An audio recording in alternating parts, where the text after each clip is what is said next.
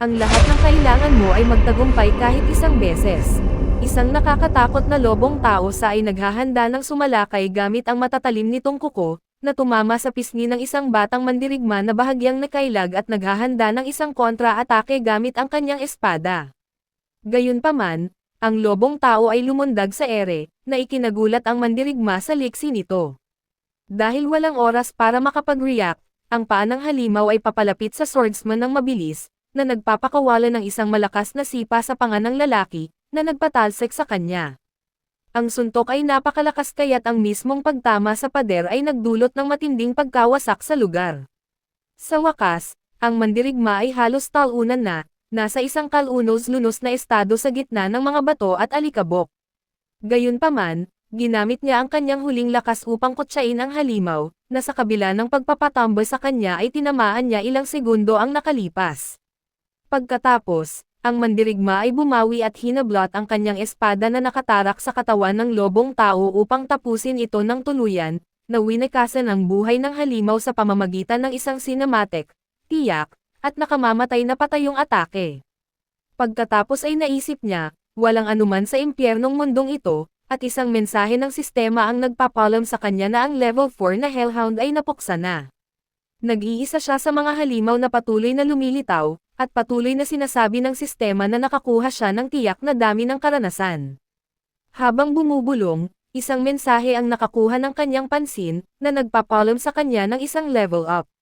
Gayunpaman, biglang lumitaw ang isang error sa sistema, na nagsimulang bumagsak ang notifikasyon kasama ang mental na estado ng mandirigma, na nagdulot ng matinding pagkabigo sa swordsman na ipinaalam na ang level 4 na si Ryuman ay bumalik sa level 1. Kailangan niyang maging level 5 upang lumipat sa susunod na lugar, na nagpaiyak sa kanya ng tulong dahil desperado na siyang makaalis sa lugar na ito ng matagal na. Gayunpaman, ang walang katapusang pulang kalawakan ng lugar na iyon ay tila walang katapusan. Sa kanyang kakilakilabot na pananatili sa mundong ito, ang batang mandirigma ay humarap sa mga dragon sa kanyang unang taon. Pagkatapos, lumipas ang 2 taon na nakakulong pa rin siya sa lugar na iyon, sinusubukang mag-adjust.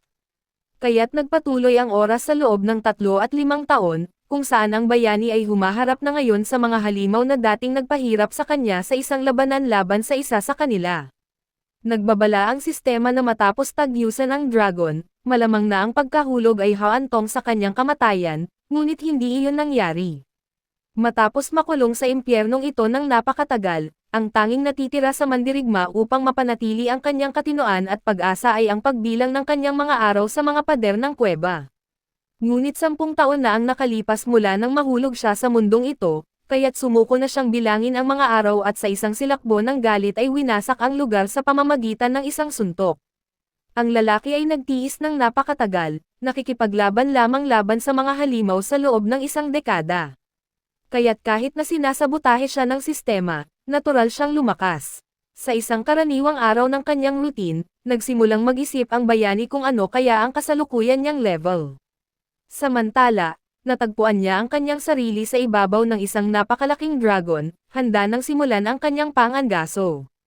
Sa isang lugar sa mga eskinita ng kaharian, may naririnig na mga bulungan na sinundan ng hindi kaaya-ayang mga ungol. Isang lalaking blonde ang inaatake at nakahandusay na sa lupa, sa kanyang huling hininga ay nagkomento na ang mga demonyong ito ay hamak at walang awa ang Diyosa sa kanila. Ngunit tinapos siya ng sumasalakay bago pa man siya makapagbigay ng anumang detalyadong testamento. Isang nakatalukbong na figure ang nagsabi sa kanyang kasama na maghinay-hinay dahil mapapahamak sila kung mahuhuli sila ng isang ruffian, ngunit tila walang pakialam ang babae sa babala. Gayunpaman, sinabi ng lalaki na maaari silang bumalik doon upang pumatay pa kapag natapos na nila ang kontrata, na nakakumbinsi sa babae na umalis sa lugar. Sa wakas, nagkomento ang babae na madali lang ang kanilang trabaho dahil kailangan lang nilang hanapin ang taong dumating sa mundong ito sa parehong paraan na ginawa nila. At habang umaalis siya sa eskinita, sinunog ng babae ang lahat upang pagtakpan ang ebidensya. Ito ay isang mundo na tinatawag na Thorathet, kung saan may isang pinipili bilang itinakda. Ang layunin sa mundong ito ay mabuhay at maging mas malakas hanggat maaari. Matapos ang maikling paliwanag na ito, kinagat ng isang maliit na lobo ang braso ng protagonista at ibinagsak siya sa lupa, na nagpatili sa kanya sa sakit. Gamulong ang lalaki ng ilang metro sa gitna ng mga bato at pagguho ng lupa sa lugar, at nang huminto siya ay labis siyang nalilito, hindi alam kung ano ang nangyayari doon o kung nasaan siya. Pagkatapos ay lumingon siya, nagtataka kung ano ang asong iyon. Gayunpaman, wala pa siyang oras para pag-isipan ang kanyang kasalukuyang sitwasyon dahil kinailangan na niyang ipagtanggol ang sarili sa pamamagitan ng pagdurog sa bungo ng hayop gamit ang batong nasa tabi niya at pagtatapon nito habang tinitingnan niya ang katawan ng halimaw pagkatapos ng kanyang atake. Isang bagay ang nasa isip niya, kung hindi niya papatayin ang hayop, papatayin siya nito. Kahit na lubos na nabasag ang panga nito dahil sa pagtama ng bato, ang likas na ugali ng halimaw ay nagtuloy sa pag-atake hanggang sa huli, na itinulak ang protagonista sa gilid ng isang bangin. Habang hindi niya maintindihan kung bakit siya inaatake ng hayop, isang dilaw na mensahe ang lumitaw sa harap niya na nagsasabing naglalaman ito ng mga tagubilin. Ipinagtaka siya nito nang mapagtanto niyang may sistema ng mga level at lakas, at ang mga manlalaro ay maaaring mag-level up at makakuha ng karanasan sa pamamagitan ng pagkatalo sa mga halimaw. Sa isang sandali, ang bahid ng kaligayahang ito sa pagkatanto na nasa isang mundo ng pantasya siya ay nagdulot sa bayani na mawalan ng konsentrasyon sa halimaw na malapit nang sumalakay sa kanya. Sa ganitong sitwasyon, hindi niya mapigil ang mag-isip kung saan nagsimulang magkamali ang mga bagay-bagay. Nang bumangon siya mula sa kanyang kama, naisip niya kung paano siya gumigising araw-araw sa tanghali at nagtaka kung naging masyado ba siyang tamad. 3 buwan na ang nakalipas mula nang palayain siya mula sa sapilitang serbisyo militar, kaya't naramdaman niyang may sapat siyang dahilan upang magpahinga ng kaunti, iniisip na pagkatapos niyang umalis sa hukbo ay maaari siyang maging aktibong bahagi ng lipunan. Ang huling 3 buwan ay naging isang walang hanggang kawalan, walang nagbago sa kanya, kahit na sa 2 taon na ginugol niya sa serbisyo, kung saan ang kanyang realidad ay ang pagkain lamang ng chips at ang paggamit ng kanyang computer para sa libangan. Gayunpaman, ito ay isang realidad na malapit nang magbago. Habang kumakain siya ng kanyang chips gaya ng dati, biglang isang kayumangging usok ang nagsimulang bumalot sa kanya, na nag-iwan sa kanya ng desperado, ngunit wala siyang magawa kaya't sinimulang kainin siya ng usok at sa loob ng ilang segundo ng pangyayaring ito ay tuluyan na siyang nawala sa silid, na nag-iwan lamang ng kanyang upuan at mga peripheral bilang mga inabandonang pamana. Sa isang itim at puting dimensyon, may isang nagsabi na ang lahat ng mga pinili ay natipon na. Nagtataka ang ating bayani kung napunta ba siya sa isang mas magandang lugar. Patuloy na nagrereklamo ang boses tungkol sa maliit na bilang ng mga taong naroroon, dahil sa dami ng 7 bilyong kandidato. Nakikipag-usap ang boses na ito na nagsasabing, precisely dahil may 7 bilyong kandidato, nagawa nilang makahanap ng napakaraming pinili. Hindi maintindihan ng protagonista ang sinasabi at nagtataka kung ito ba ang boses ng Diyos, habang patuloy na tinuturuan ng boses ang lahat ng manlalaro. Tinanong ng unang boses kung kaya ba talaga nilang gawin ito, nagdududa kung hindi ba ito magiging masyadong artificial, ngunit sumagot ang isa na ito ay magsisilbing motibasyon at tulong. Kaya, matapos pagdesisyonan ang diskusyon, nagsimula ang pagpapadala ng mga tagubilin, at isang sinag ng liwanag ang tumagos sa dibdib ng protagonista, na nagpatili sa kanya sa sakit. Napansin ng boses na mayroong error sa tagubilin ngunit wala itong pakialam dahil nangyari lamang ito sa isang tao. Kaya, ang pinili bilang 388 ay nagsimula sa kanyang dimensional transport. Habang dinudurog ang bungo ng lobo gamit ang isang bato, iniisip ng ating protagonista na napili siya bilang isang pinili at na ang kinaroroonan niya ay ang mundo ng Fera. Gayunpaman, ang kanyang realidad ay may matinding karumihan. Kahit ngayon, hindi pa rin makapaniwala ang ating mandirigma na totoo ang lahat ng kanyang pinagdaraanan, at habang siya ay nabibigo, siya rin ay naiirita. Ang kanyang buhay ay nasa impyernong ito ngayon, nang walang mga kaginhawaan ng dati at wala ang kanyang mga magulang. Hindi niya alam kung ano ang mangyayari sa kanya. Sa isang silakbo ng galit, itinapon ng protagonista ang isang bato at sinuntok ang lupa. Matapos ang kanyang sandali ng kawalan ng pag-asa, nagkomento siya tungkol sa pagkakalaya niya 3 buwan pa lamang ang nakalipas, kaya't hindi man lang siya nagkaroon ng kasintahan, ikinalulungkot kung bakit nangyayari ito sa kanya. Biglang, isang mensahe ng sistema ang nagpapalam sa kanya ng panganib at nagsasabing sa kasalukuyan ay mayroon lamang 5% na pagkakataong mabuhay sa Felhar Athe sa kasalukuyang kakayahan ng manlalaro. Ang sitwasyon ay nagpagulo sa ating bayani, na nagsimulang mapagtanto na talagang sinusubok ng bagay na ito ang kanyang kamalayan sa pamamagitan ng pagtatanong kung gusto na ba niyang wakasan ang kanyang buhay. Ang sitwasyon ay nakasusuklam dahil kinidnap ng mga taong iyon ang isang normal na tao at inabandona siya sa ibang mundo, na sinasabing kinakailangang pumatay ng mga halimaw upang makakuha ng karanasan. Kaya, isang opsyon sa sistema upang wakasan ang sarili niyang buhay ang ipinapahiwatig na pagpili ng matalino. Tumanggi ang protagonista, iniisip na kung siya ay mamamatay, hindi siya ipapadala pa uwi, at nagpasya siyang manatiling kalmado. Hindi nila sana siya kinidnap kung plano nilang ipadala siya pa uwi pagkatapos niyang mamatay. Gustuhin man niya o hindi, ito na ang kanyang katapusan kung hindi siya mag-iingat dito. Sa ngayon, kailangang mag-isip ang protagonista ng paraan upang mabuhay at makahanap ng paraan upang makalabas doon. Kaugnay nito, ipinaalam ng sistema na ang napili ay tumaas ang lakas sa pamamagitan ng paghahanap sa kanyang fighting spirit, habang kumikislap ang dilaw na ilaw sa kanyang mga mata. Lumitaw ang ilang mga window at humihingi ng isang klase na pipiliin ng mabilis. Bumuti ang ekspresyon ng protagonista nang mapagtanto niyang hindi na niya kailangang lumaban ng walang armas at maaari na siyang pumili ng isang klase. Ang klase ng mandirigma ay ipinakita bilang isang melee class na maaaring gumamit ng iba't ibang teknikang martial, ngunit iniisip ng bayani na ito ay masaya lamang sa mga laro. Pagkatapos, nang makita ang klase ng mage at maunawaan na ang long-distance combat ang pinakamahusay na gawin, nagpasya siyang piliin ang klaseng ito. Gayunpaman, nang kumpirmahin ang kanyang pinili, ipinaalam ng sistema na tinanggihan ang selection dahil wala siyang kinakailangang kapasidad para sa klase. Kaya, sinubukan ng bayani ang klase ng Magic Swordsman ngunit muli itong tinanggihan, kasunod ng pagtanggi sa mga klase ng Healer at Priest, na nagdulot ng lungkot at pagkabigo sa protagonista. Sa wakas, napilitan siyang piliin ang huling natitirang klase, ang una niyang tinanggihan, ang klase ng mandirigma. Sa susunod na yugto ng pagpili, hiniling ng sistema na pumili siya ng isang panimulang sandata.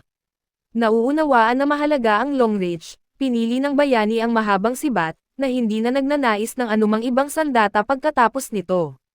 Pagkatapos nito, isang malakas na liwanag ang nagmula sa virtual window na iyon, handa nang ihayag ang panimulang sandata ng manlalaro, na hindi inaasahang lumabas na isang mahabang espada. Sinubukan ng bayani na makipagtalo sa sistema na pinili niya ang isang mahabang sibat at hindi ang espada, ngunit nangyari muli ang naunang error. Kinakabahan ng labis, nagsimula siyang magreklamo at insultuhan ang sistema. Ngunit sa isang iglap, nagsara ang window at naalala ng bayani ang boses na nagsasabing nagkamali ito sa mga tagubilin. Batid niyang ang mga tagubilin ang tanging kapaki-pakinabang na bagay doon, at ang isang pagkakamali ay maaaring maging bagay na hahatol sa kanyang buhay. Sa bingit ng kabaliwan, bumagsak ang bayani sa lupa at nagsimulang tumawa, ngunit naisip niyang ayaw niyang kumilos ayon sa inaasahan ng mga taong iyon sa kanya. Kaya, hawak ang kanyang espada, naisip niyang kahit papaano, mas mabuti na ito kaysa sa isang bato. Gayunpaman, ayaw ng bayani na doon magwakas ang kanyang buhay at determinado siyang gawin ang anumang kinakailangan. Kaya, sa lugar na ito magsisimula ang kanyang impyerno at walang katapusang paglalakbay ng pagpapalakas. Sa kabilang banda, habang nagsasanay ang protagoniste gamit ang kanyang espada, tila wala siyang gaanong kasanayan dito, na hindi may iwasang bumagsak sa lupa at nagsimulang magdalamhati sa kanyang sitwasyon. 7 araw na ang nakalipas mula nang dumating ang bayani sa Felarathna, at paulit-ulit niyang tinanong ang tutorial kung paano siya makakauwi. Ngunit nananatili itong tahimik sa bawat pagkakataon, na nagpataka sa kanya kung isa lamang itong bug. Gayunpaman, sa sandaling ito, ang bayani ay nakikipaglaban upang mabuhay. Tinamaan ng isang hayop ang kanyang balikat, na nagdulot ng sakit, at hinabol ng protagonista ang halimaw ng labis na iritado. Ang mga asong palagi niyang kaharap ay mga hellhound, at kung may isang bagay siyang natutunan, ito ay ang mga asong ito ay nag-level up ng doble. Bukod dito, pagkatapos niyang sumalakay gamit ang kanyang espada, sinamantala niya ang pagkakataon na sumulong at muling umatake. Ito ang nagpataka sa protagonista kung natututaw na bang harapin siya ang halimaw tulad ng ginagawa niya. Kaya, mayroon lamang siyang isang pagpipilian, na ang sumugod ng buong lakas, na primitibong umatake. Gayunpaman, ang atake ay hindi epektibo, dahil madaling nakaiwas ang hayop sa kanyang atake. Nagsimulang tumawa ang halimaw, na nagpaisip sa ating bayani na wala siyang talento sa espada. Ngayon, turno na ng hayop na umatake ng may uhaw sa dugong likas na ugali, sumugod ito ng buong lakas. Gayunpaman, ang bayani ay mas handa na ngayon kaysa dati at gagamitin na niya ang kanyang lihim na Raise Orza, ang kanyang thrusting skill, na hindi kapani-pani walang tumapos sa hayop sa isang atake lamang. Ipinapalm sa kanya ng sistema na ang level 2 na Hellhound ay napuksa na at iginawad ang 22 puntos ng karanasan sa protagonista. Sa wakas, nakakuha ng skill si Raman nang umabot sa level 2, ngunit dahil hindi pa niya natutunan kung paano humawak ng espada, halos hindi niya magamit ng epektibo ang kanyang thrust. Bukod dito, isa lamang ito sa mga function ng tutorial. Kung maghahanap ka sa sistema, ang mga Hellhound ay maaari ring ituring na perpektong pagkain dahil naglalaman ang mga ito ng taba, amino acid, carbohydrates, fibers, at minerals. Ngunit kahit na sa lahat ng kanilang marahas na kalikasan, ang kanilang mga pangil at kuko ay hindi na magagamit kaagad pagkatapos ng kamatayan, kaya tila artificial na nilikha ang lugar na ito. Sigurado si Rio na may dahilan kung bakit nila siya dinala rito dahil walang dahilan upang panatilihin siyang nakakulong ng walang kabuluhan. Naaalala ang boses na karaniwan tungkol sa pagkakaroon lamang ng 7 bilyong kandidato, nagtataka ang bayani kung saan ipinadala ang iba pang mga napili. Gayunpaman, may isang bagay sa window ng sistema ang nakakuha ng kanyang pansin, na nagpahinto sa kanya sa pagkain. Ipinapalm nito na magagawa ng protagonista na umalis sa Rocky Mountains, na kanyang kasalukuyang lugar, at makilala ang iba pang mga napili kapag umabot siya sa level 5. Nagulat si R sa impormasyong natanggap, at nagpatuloy ang sistema.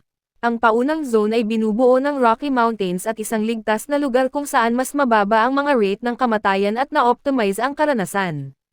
Ang mga halimaw na tumutugma sa level ay lumilitaw lamang sa mga ligtas na zone, at kapag umabot ang bayani sa level 20, makukumpleto niya ang mapa ng FNA at makapaglalakbay sa kontinente. Ang lahat ng impormasyong ito ay nagpapagulo sa utak ng bayani, na nagsimulang pagsamasamahin ang mga piraso. Ito ay isang panimulang lugar kung saan ang mga manlalaro ay nag-level up hanggang sa level 5, at kung umabot siya sa level 5, maaari siyang magpatuloy at pagkatapos ay bumuo ng mga grupo sa iba. Karaniwang, kapag umabot sa level 20 at na-transport sa kontinente, magsisimula ang tunay na labanan, at ang lahat ng ito ay nagpapasira kay R sa pagkabalisa. Naiintindihan niya na ito ang dahilan kung bakit lumalakas ang mga Hellhound. Bagamat hindi ito mahalaga, gusto pa rin ng bayani na makabalik sa bahay balang araw. Naniniwala si Rio na hindi siya maaaring magtiwala sa tutorial. Kaya upang makilala ang iba pang mga pinili at makakuha ng karagdagang impormasyon, kailangan niyang umabot sa level 5 at makaalis doon. Pagkatapos nito, nagsimulang maglibot ang bayani sa paghahanap ng mga Hellhound at dahil dito ay nagsimulang manghuli sa kanila. Ang mga Hellhound ay lumalakas sa parehong bilis ng kanyang pagkatalo sa kanila, kaya't hindi ito naging mas madali. Habang kumakain ng isang piraso ng inihaw na karne, ipinaalam ng sistema sa bayani na nakakuha siya ng 22 pang puntos ng karanasan, na nagresulta sa pag-level up niya.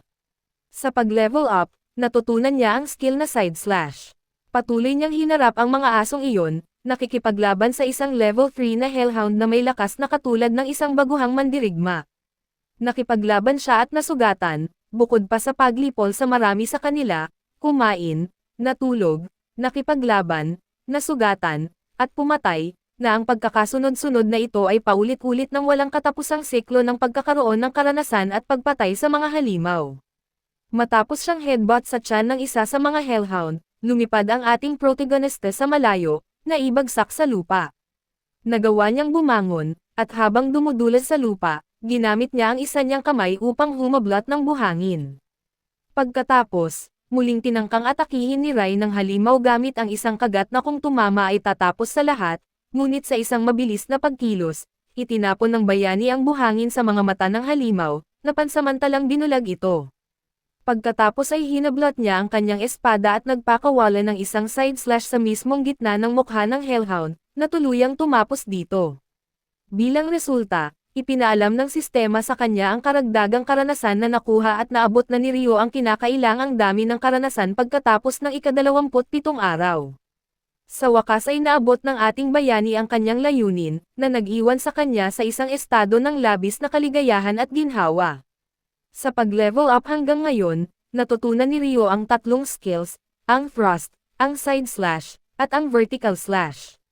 Hindi lamang iyon, ngunit ang kanyang katawan ay nagsimula ring magpakita ng mga epekto ng mga attribute na kanyang nakuha, na ngayon ay nasa pinakamataas na pisikal na kondisyon ng isang lalaki. Kahit ang kanyang espada, na mahirap hawakan noon, ay naging madali ng gamitin. Ngunit habang pinupuri niya ang kanyang mga tagumpay, muling lumitaw ang isang error sa window ng sistema. Iyon ang kanyang naisip, ngunit biglang may kakaibang nangyayari. Ipinapalam ng sistema na si Ryu Heyman, na dating level 4 na mandirigma, ay bumalik na ngayon sa level 1. Habang tinatangka niyang tanggihan ang realidad, iniisip ng ating bayani na nababaliw na ang tutorial at isa lamang itong error sa mensahe. Gayunpaman, nang muli niyang suriin ang kanyang status window, napagtanto niyang talagang nangyari ang pagbabago sa level, na ibinalik siya sa level 1 muli. Dahil dito, napuno ng matinding galit ang protagonista, sumisigaw sa hindi makapaniwalang kawalan ng katarungang nangyayari sa kanya. Gayunpaman, sinubukan ni Ron na kumalma dahil napagtanto niyang kahit papaano, napanatili niya ang kanyang mga attribute pati na rin ang kanyang mga skills. Sa una, sinubukan ng bayani na tingnan ang mga bagay ng may pag-asa, iniisip na mayroon siyang pagkakataong makalamang sa kanyang mga kasamahan sa pamamagitan ng muling pag-farm ng lahat ng XP ng 5 level. Medyo nakumbinsi niya ang kanyang sarili na ito ay magiging kapaki-pakinabang na karanasan para sa pagbuo ng kanyang karakter, ngunit ang naghihintay sa kanya ay hindi katulad ng iniisip ng bayani. Nang harapin muli ang level 1 na Hellhound, napagtanto ni R na ang halimaw ay nasa ibang-ibang level. Nagkamali siya dahil patuloy na lumalakas ang mga aso sa kabila ng pagbabalik din ng kanilang mga level sa simula, na nagtulak kay Ryo na patuloy na isugal ang kanyang buhay araw-araw sa bawat laban. Pagkatapos ng hindi mabilang na pagtatangka na umabot sa level 5, palaging pinananatili ng ating bayani ang pag-asa na sa pagkakataong ito ay gagana ito. Sigurado siyang kung susubukan niya ng isa pang beses, magtatagumpay siya, ngunit ito ay paulit-ulit ng walang hanggan sa tuluyang mawalan ng pag-asa si Ro. Sa isa pang laban, ngayon laban sa isang malaking 3 ulong Hellhound, madaling itong pinabagsak ng protagonista. Patuloy na pinapatay ng ating bayani ang mga halimaw na patuloy na lumalakas at patuloy niyang sinusuri ang kanyang karanasan. Sa pagkakataong ito, 7 puntos na lamang ng karanasan ang kulang niya upang mag-evolve sa level 5 at makaalis sa lugar na iyon. Habang daladala ang katawan ng halimaw, nagkomento ang bayani na ang 7 ay dati niyang swerteng numero, kaya sa pagkakataong ito ay magiging maayos ang lahat. At habang inihahagis niya ito sa isang bangin na puno ng mga buto ng halimaw, iniisip ni Ruth na sa nakalipas na 7 taon ay nakaligtas siya sa impyernong sitwasyong ito. Sa walang katapusang siklo ng pag-akyat mula level 1 hanggang 4, ang mga pinili ay hindi tumatanda, at salamat sa kakayahang magpagaling, lahat ng sugat ay gumagaling sa loob lamang ng isang araw.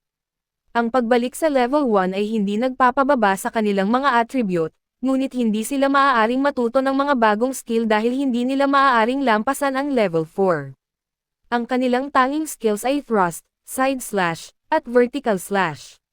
Habang haharapin na ng bayani ang isang malaking bone hellhound, kinukutya niya ang halimaw na lumapit sa kanya, na nagpapadali sa paglipol nito.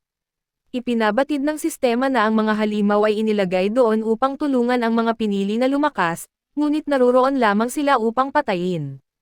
Sa kasong ito, ang isang undead monster ay walang katuturan. Gayunpaman, pagkatapos ng napakatagal na panahon sa lugar na iyon, pareho rin ang masasabi tungkol sa ating protagonista. Ang tutorial transmission para sa mga pinili ay nakumpleto na, at ang ika-5 Jiren Raffen operation ay pinasimulan. Iniisip ng isang nilalang na sanay na sila dahil ito ang kanilang ika-5 beses doon, at kahit sa ibang mundo, ang mga manlalaro ay tumatagal ng halos 1 taon upang kumpletuhin ang lahat. Habang naglalakad, umaasa lamang silang makahanap ng ilang kapaki-pakinabang na manlalaro sa pagkakataong ito, ngunit napansin nila ang isang bagay sa gitna ng kawalan na iyon, isang mundong tila itinapon ng isang tao at malamang na nasira, na nagpaisip sa kanila na ito ay napakakaiba. Pagkatapos, habang kinakalikot ni Em ang kahon na iyon, hindi maiwasang matagpuan ng nilalang ang isang picture frame ng manlalarong si Ryu Haman, na kasalukuyang konektado sa Felhar-Atha. Sa isang mapayapang bahay sa isang komportableng kama, may isang nagpapahinga. Ang taong ito ay si Ryu, na nagising sa kanyang tahanan, nagtataka kung talagang nakabalik na siya sa kanyang orihinal na mundo. Naniniwala siyang makatwiran ito dahil kaka-discharge lamang siya at iniisip niyang dapat siyang matulog ng kaunti pa. Gayunpaman, isang alarma ng sistema ang nakakuha ng kanyang pansin, na hindi hinahayaan ang bayani na matulog. Muli nitong hinihimok ang protagonista na wakasan ang kanyang buhay bilang paraan upang itago ang pagkakamaling nagawa nito. Dahil sa bigat ng sitwasyon, akmang gagawin na niya ito nang magising si Ray sa impyernong mundong iyon at mabilis na inalis ang kanyang kamay sa button ng sistema. Nakaupo sa lupa sa isang estado ng pagkalito, nagtataka ang bayani kung nasaan siya. Naaalala niyang 10 taon na siyang pumapatay ng mga hellhound na parang baliw, iniisip na tila. Nakaligtas na naman siya sa isa pang araw, ngunit hindi maiiwasang bumabalik na naman siya sa level 1. Dahil dito, bumaluktot siya sa posisyong fetal at umungol sa pagkabigo. Nagtataka ang bayani kung masasabi ba talaga niyang nabubuhay siya at kung hindi ba mas mabuting sumuko na lamang. Gayunpaman, mabilis na nawala ang mapanglo na isiping ito nang marinig ng protagonista ang isang kakaibang ingay. Habang bumabangon siya mula sa lupa, nagtataka si Rai kung pagkatapos niyang maghirap ng napakatagal ay ipapadala na ba siya pauwi kung magpasya siyang wakasan ang kanyang buhay. Kung mamamatay rin lang siya, mas mabuting gawing makabuluhan ang kanyang buhay, at kahit noon, may bahagi sa kanya na ayaw sumuko. Sa kasong ito, si Ryu, hawak ang kanyang espada, ay bumalik sa combat zone, nagpas siyang talunin kahit isa pa sa mga bastardong iyon. Matapos makulong sa impyernong ito sa loob ng 10 taon, sumuko na ang bayani sa pagbilang ng mga araw. Hindi na niya alam kung gaano nakatagal ang lumipas, kung 5 o 7 taon na ba. Kaya't nagkaroon siya ng libangan at nakahanap pa ng ibang bagay na gagawin. Ang mabuhay ng mag-isa ay hindi madali, at ang malupit na kapaligirang ito ay hindi siya pinayagang maging tamad. Dahil dito, matapos mawasak ang kanyang sandata dahil sa paglipas ng panahon, ang ating bayani at ang kanyang libangan ay lumikha ng bago, mas malaki at mas mahusay. At habang ipinapatong niya ito sa kanyang likod, iniisip ni Ron na ito na ang kanyang realidad ngayon. Kung sakaling hindi niya mabago ang kanyang sitwasyon, maaari niyang italaga ang kanyang sarili sa paggawa ng anumang makakaya niya. Kung bato lamang ito, kailangan lamang niyang lumikha ng mga bagay-bagay, at iyon ang paraan kung paano siya nagtayo ng bahay, nabubuhay sa bawat araw ng mas nakatuon sa pamumuhay na ito. Hanggang ngayon, hindi na nabubuhay si Ryu ng may galit, ngunit sa isang iglap, ang kanyang pangarap ay nawasak ng isang higanteng hellhound na dumurog sa bahay ng bayani. Sa sandaling iyon, hindi makapaniwala ang bayani sa nangyari, at nang walang oras upang makapagpahinga, isang kamay mula sa halimaw ang humampas sa lupa, papalapit sa bayani upang saktan siya. Biglang, tumama ang suntok kay Ryu, na tumalsik sa malayo, winawasak ang lahat sa kanyang daan. Gayunpaman, tinamaan din ang halimaw, naputol ang braso nito ng protagonista. Hindi makapaniwala ang hellhound sa estado ng kamay nito, ngunit pinutol ng bayani ang pagdadalamati nito, na sinasabing 3 taon niyang itinayo ang bahay na iyon. Kasabay nito, isang nakakatakot na aura ang nagsimulang bumulalas mula sa protagonista habang naaalala niya ang kanyang bahay na ginawang alikabok ng halimaw. Dahil maliit ito, sa pagkakataong ito ay nagpasya si Ryu na magtayo ng isang palasyo gamit ang mga buto ng hellhound na iyon. Nagsimulang lumitaw ang mga higanteng hellhound na tulad nito, ngunit maingay ang mga ito at hindi rin masarap ang lasa. Nauunawaan na nasa halimaw ang panganib, lumipad ito upang subukang tumakas, at kinutya ni Ro ang halimaw, na sinasabing kahit gaano ito kalaki, duwag pa rin ito. Sa kabila ng lahat, pagkatapos ng patuloy na pangangaso, natutunan ng bayani ang pinakamahusay na diskarte upang talunin sila dahil palagi silang nagsisimula sa isang malakas na atake. Sa isang pagpapakita ng kapangyarihan, inilunsad ng hellhound ang atake nitong apoy, ang Draconic Breath. Bahagyang humanga si Reed sa halimaw na nagsisimula sa gayong malakas na atake. Hindi maiiwasang tumama ang atake sa lahat ng nasa loob ng radius nito, na naglalabas ng apoy, alikabok, at kidlat. Pagkatapos ng malakas na atake na iyon, naghintay ang halimaw na kumalat ang alikabok, nakatayo upang suriin ang estado ng kaaway nito. Gayunpaman, ang nakita nito ay isang bagay na sumasalungat sa mga batas ng kalikasan at lahat ng posibleng loika. Malinaw na imposibleng iwasan ang breath attack ng Hellhound dahil masyadong malaki ang area of effect, kaya tinakpan ng bayani ang kanyang katawan at hinarang ang pinsala gamit ang kanyang lakas. Ngunit kahit na ipinagtanggol niya ang sarili, sinunog ng halimaw ang mga dulo ng kanyang buhok, na nagligtas sa kanya sa pagpunta sa beauty salon. Nagulat na makita ang kaaway sa perpektong kondisyon, ang Hellhound ay nagpakawala ng mga spell ng Thunder, Light, at Fire, ngunit ang mga ito ay napakasakit tamaan. Sa kasong ito, hinarang sila ng bayani sa pamamagitan ng paglikha ng isang malaking pader ng lupa na itinayo sa pamamagitan ng pagswing ng kanyang espada sa lupa, at pagkatapos nito ay mabilis niyang pinawi ang nabuong harang. Kaya, lumipat siya upang ibigay ang kanyang huling suntok. Gayunpaman, hindi lahat ay palaging nangyayari ayon sa kagustuhan ng bayani dahil hindi masasabing mayroon siyang talento sa espada, kaya nag-improvise si Ryu sa pamamagitan ng paggamit ng kanyang pisikal na potensyal sa kanyang kalamangan. Bukod dito, wala ring ibang skill ang bayani dahil ang mga skill na mayroon siya ang maaari lamang niyang ay level up. Maraming beses na niya itong sinanay, upang maging mas tiyak, sinanay niya ang bawat isa sa kanila ng 10,000 beses. Pagkatapos, sunod-sunod na inatake ni Ro ang halimaw ng isang vertical slash, isang side slash, at isang thrust. Sa pagsasama ng tatlong skills, isang bagong skill ang nalikha, ang cross-cut, na pinangalan ng triple cross attack. Hindi ito isang tunay na skill, ngunit walang halimaw ang makatatayo pagkatapos tamaan nito. Kaya't masaya si Ryo na nakaligtas sa isa pang araw. Bumalik sa paningin ng hindi maintindihang nilalang na, nang makita ang picture frame ni Ryo, ay napagtanto na ang manlalarong ito ay kasalukuyang konektado sa Tora. Naniniwalang ito ay isang bug. Hindi maintindihan ng nilalang kung bakit naruroon pa rin ang bata at nagulat ito dahil ang ikalimang henerasyon ay kasalukuyang nagpapatakbo sa Jiren Earthna, ang ikaapat sa Roar Rathna, at bago iyon, ang ikatlong henerasyon sa Tar Rathna. Desperado, nauunawaan ng nilalang na ang manlalarong iyon ay naroon na ng higit sa 22 taon. Nakaupo sa lupa, iniisip ng nilalang na hindi ito makakaimbento ng dahilan kung malalaman iyon ng taong iyon at hindi rin ito maaaring wakasan ang buhay ng bayani. Gayunpaman, nang suriin ang status ng manlalaro, napagtanto nitong level 4 lamang ang bayani, na nagtatanong kung paano siya nakaligtas ng 22 taon.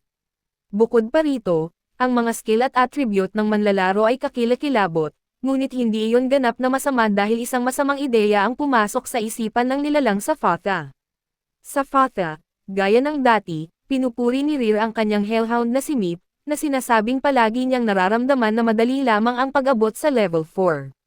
Nagpas siyang tingnan ang kanyang mga attribute, isinaaktibo niya ang visualization ng extra attributes na nagpapakita ng hindi masukat na nakatagong potensyal ng protagonista. Hindi rin niya lubos na maintindihan ang tunay na potensyal ng kanyang lakas, at iniisip na nasa level 4 siya. Nagkomento si Ro na gusto niyang kumain ng masasarap na bagay at makakilala ng mga tao. Hindi makita ng bayani ang katapusan ng kanyang pagdurusa sa lugar na iyon ngunit naniniwala siyang hanggat buhay siya, magiging maayos ang lahat. Nag-iisip ng positibo, naniniwala siyang darating ang araw na makakaalis siya doon. Biglang, may pumutok sa langit, na nakakuha ng atensyon ng protagonista na mabilis na tumingin sa pangyayari. Sinabi ng nilalang na kung gagawin niya ito, maaaring bumangon ang ilang problema, at ipinaalam ng sistema na nakumpleto na ng bayani ang Felhara level. Hindi maintindihan ng ating bayani ang nangyayari, ngunit sinabi ng nilalang na ang kailangan lamang nitong gawin ay burahin ang manlalaro at ang kanyang mga record, naniniwalang mawawala ang kanyang buhay sa kontinente dahil level 4 pa rin siya. Isang sinag ng liwanag ang bumagsak sa lupa, winawasak ang lahat at nagpataas sa mga bato sa isang sumasabog na pangyayari. Nagsimulang lumutang si Ro at labis na nalito, habang hinihiling ng nilalang na tuluyang mawala ang bayani sa kontinente ng Wrath. Habang lumulutang ang bayani, hindi niya maintindihan kung bakit biglang nangyayari ang lahat. Ipinapalam sa kanya na nagsimula na ang teleportasyon ng mga pinili sa itinalagang level sa kontinente. Papalapit na ang bagyo sa isang Rocky Mountain. Biglang bumagsak ang isang kidlat mula sa gitna ng isang ulap patungo sa gitna ng isang kagubatan. Ang tunog ng kidlat na tumama sa lupa ng kagubatan ay gumising sa isang draconic descendant na bumubulong tungkol sa hindi pagtigil ng mga nilalang na ito sa pagpunta roon. Ang mga demonyo mula sa ibang mundo ay tila kilalang kilala ng halimaw, kung huhusgahan sa kagamitang tila iniingatan nito bilang mga trepeyo. Pagkatapos ng lahat ng oras na ito, naging normal na ang lahat ng nakita niya, isang pulang langit kung saan hindi sumisikat ni lumulubog ang araw, na may mga tumpok ng patay na sanga ng puno sa lupa. Ngunit ngayon, nang walang anumang babala, nagbago ang lahat. Tumalon ang bayani ng mataas sa ibabaw ng mga puno upang tanawin ang kanyang paligid. Namangha siya sa tanawin, hindi makapaniwala sa nakikita ng kanyang mga mata. Ang pagkakahuli sa isang mabato at impyernong lugar ng napakatagal ay nagpabure sa kanyang alaala sa kagandahan ng mundo. At sa sandaling ito, ang bayani ay nasa Save Forest sa kaharian ng Grot. Tumalon si Rose sa isang ilog ng nakadapa, tumatawa at lubos na nasisiyahan sa kanyang karanasan. Hindi niya alam kung ano ang nangyayari, at hindi ito ang kanyang tahanan, ngunit mas mabuti pa rin ito kaysa sa demonyong bundok na iyon. Gayunpaman, kakaiba pa rin ang lahat dahil pagdating niya roon, umakyat agad ang kanyang level sa 5, na nagbigay sa kanya ng isang skill sa komunikasyon.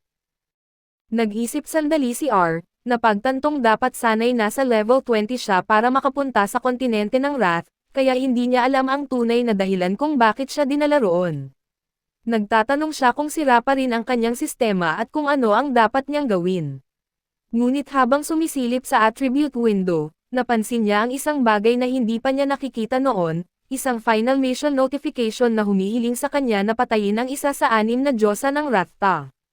Kung papatayin niya ang Diyos ang ito, ang kanyang mga gantimpala ay eternal youth at immortalidad, bukod pa sa pagpapadala sa kanya pabalik sa Earth ng buo ang kanyang mga attribute at natupad ang kanyang mga kahilingan. Gayunpaman, kailangang panatilihin ng bayani ang kanyang pagkakakilanlan bilang isang nilalang mula sa ibang mundo at magparehistro sa Hunters Guild sa corporate city ng Ampros. Biglang lumitaw ang draconic monster na iyon at umungal ng may matinding kapangyarihan upang takutin ang kalaban nito. Napagtanto ni R na isa itong halimaw at nagsimulang mag-alala dahil tila isa itong dragon. Tinawag ng halimaw ang ating bayani na isang kasuklam-suklam na demonyo mula sa ibang mundo at tinanong kung paano siya naglakas loob na pumasok sa kagubatan nito. Bukod dito, tinanong nito kung plano niyang harapin ito nang walang sandata sa kanyang mga kamay. Kinakabahan na napansin ni Ryo na malayo siya sa kanyang espada at nakita niya ito ilang metro sa likuran niya. Gayunpaman, naghahanda ng atake ang draconic monster, na hindi nagbigay ng oras sa bayani para humingi ng tulong, kaya napagtanto niyang kailangan niyang lumaban ng walang armas.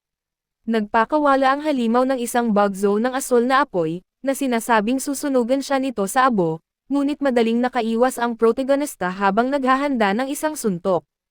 Iniisip niya na ito ang perpektong sandali upang yugyugan ang kanyang kaaway at patayin ito kaagad.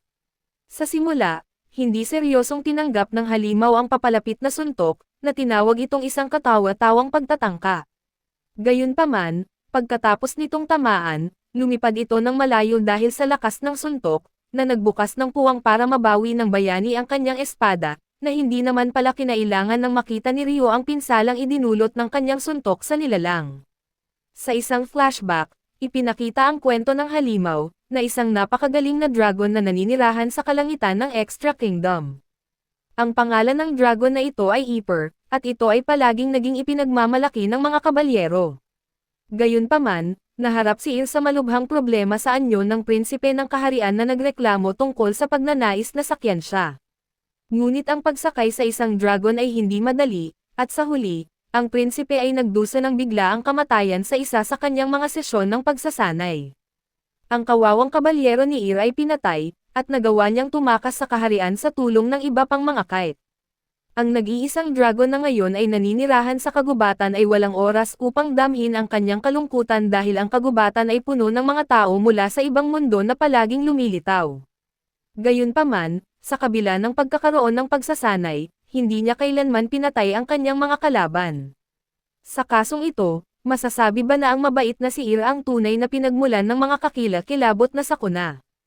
Pagkatapos, Maraming mga hunter ang nagtipon upang manghuli sa kawawang dragon natin, at matapos siyang bugbugin ng husto, naisip ni Ipper sa sarili niya na ang pagpapahintulot sa mga tao mula sa ibang mundo na mabuhay ay isang masamang ideya.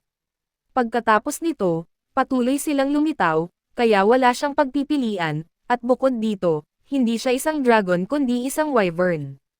Ang mga dragon ay may 4 na paa at ang kanilang mga pakpak ay nasa kanilang mga likat, samantalang ang mga wyvern ay may mga pakpak sa kanilang 4 na paa.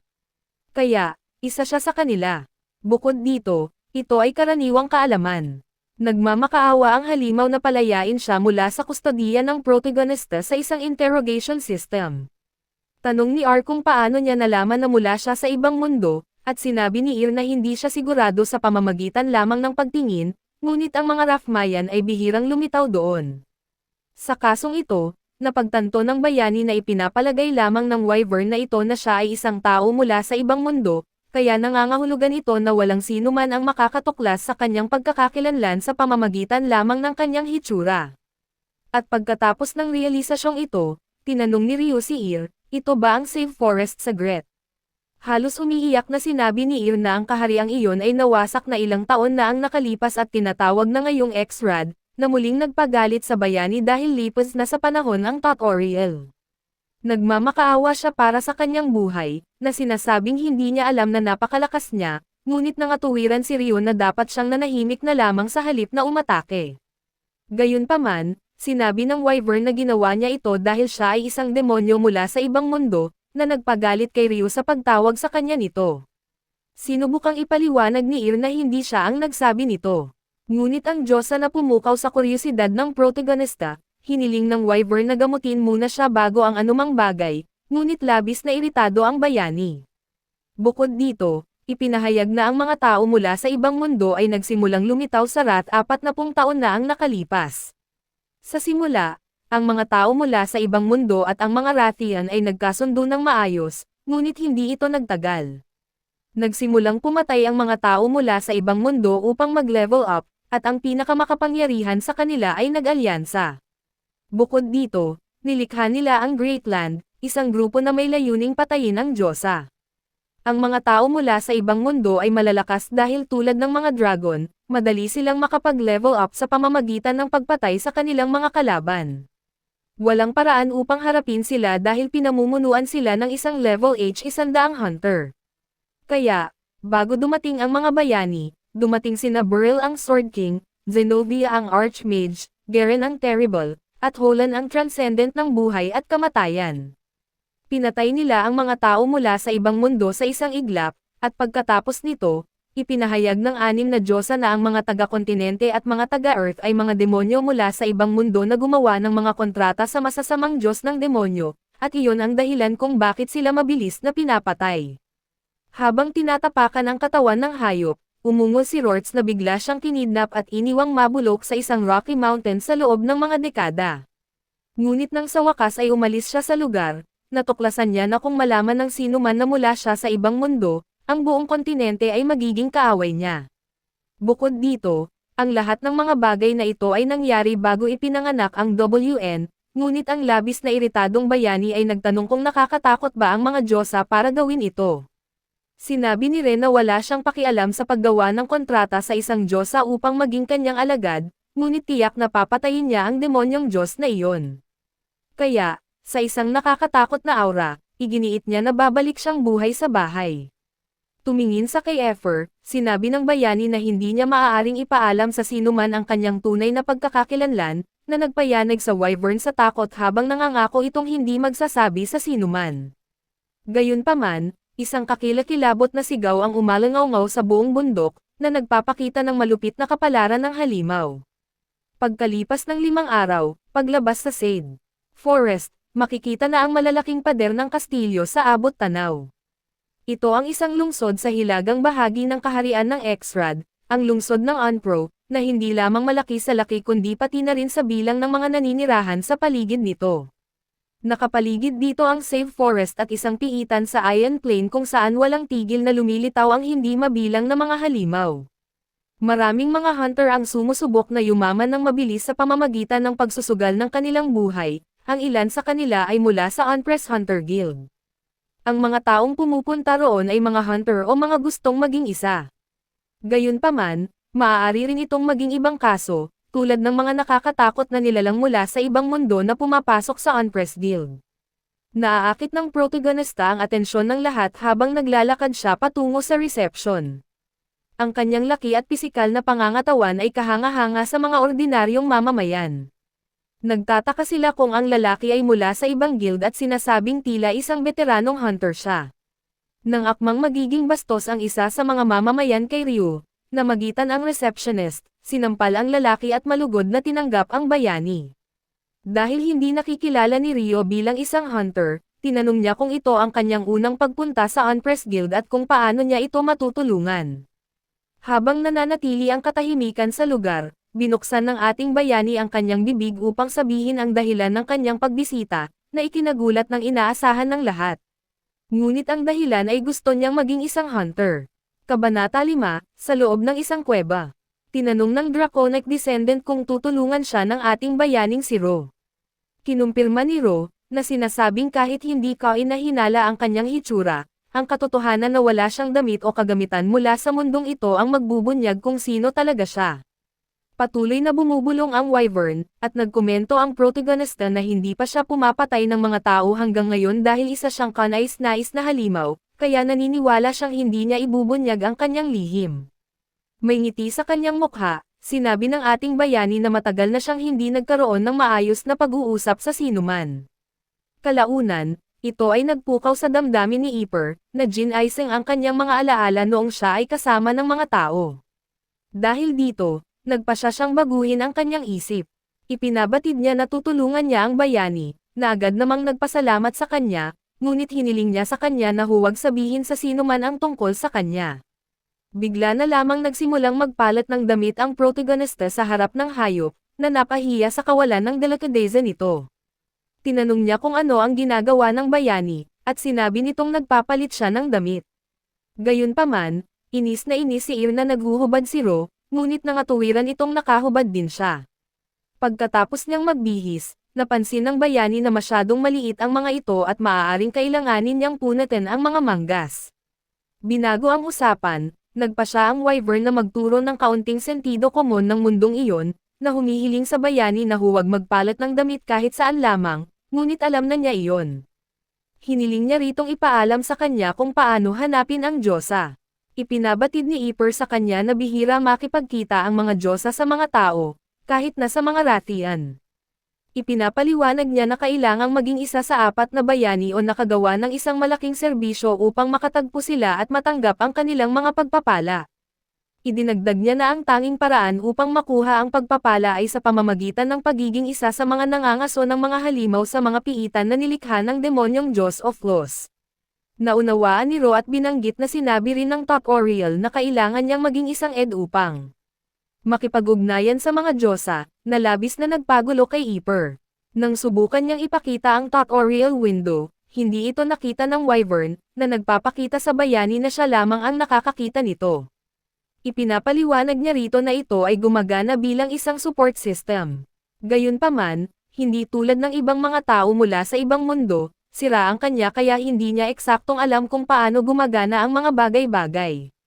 Bumalik sa guild, naalala ni Re ang payo na hindi tulad ng ibang mga propesyon, ang mga hunter ay may mas malayang pamumuhay, kaya hindi kakaibang sabihin na mayroon silang mas mataas na mga level. Sa kasong ito, kailangan niyang maging labis na maingat dahil maraming iba pa ang maaaring dumaan sa parehong pamamaraan.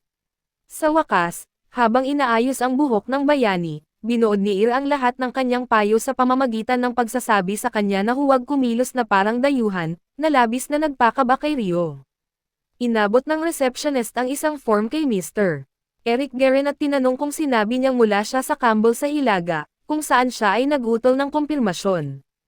Ito ay nagpukaw ng kaina-hinalang tingin mula sa babae, na nagpaniwala sa kanya na ito ay isang bagay na kaina-hinala. Sa kabila nito, pinanatili niya ang kanyang ngiti at malugod siyang tinanggap. Si Ron naman ay nakaramdam ng ginhawa, iniisip na mapapahamak siya kung sinunod niya ang mga tagubilin ng tutorial.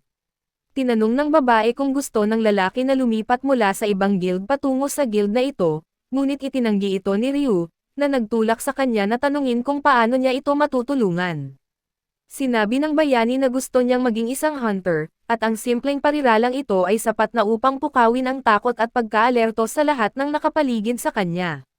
Isang kinakabahan, tinanong ng receptionist kung sinasabi ng lalaki na hindi pa siya isang hunter, at lahat ay nagbahagi ng damdaming ito.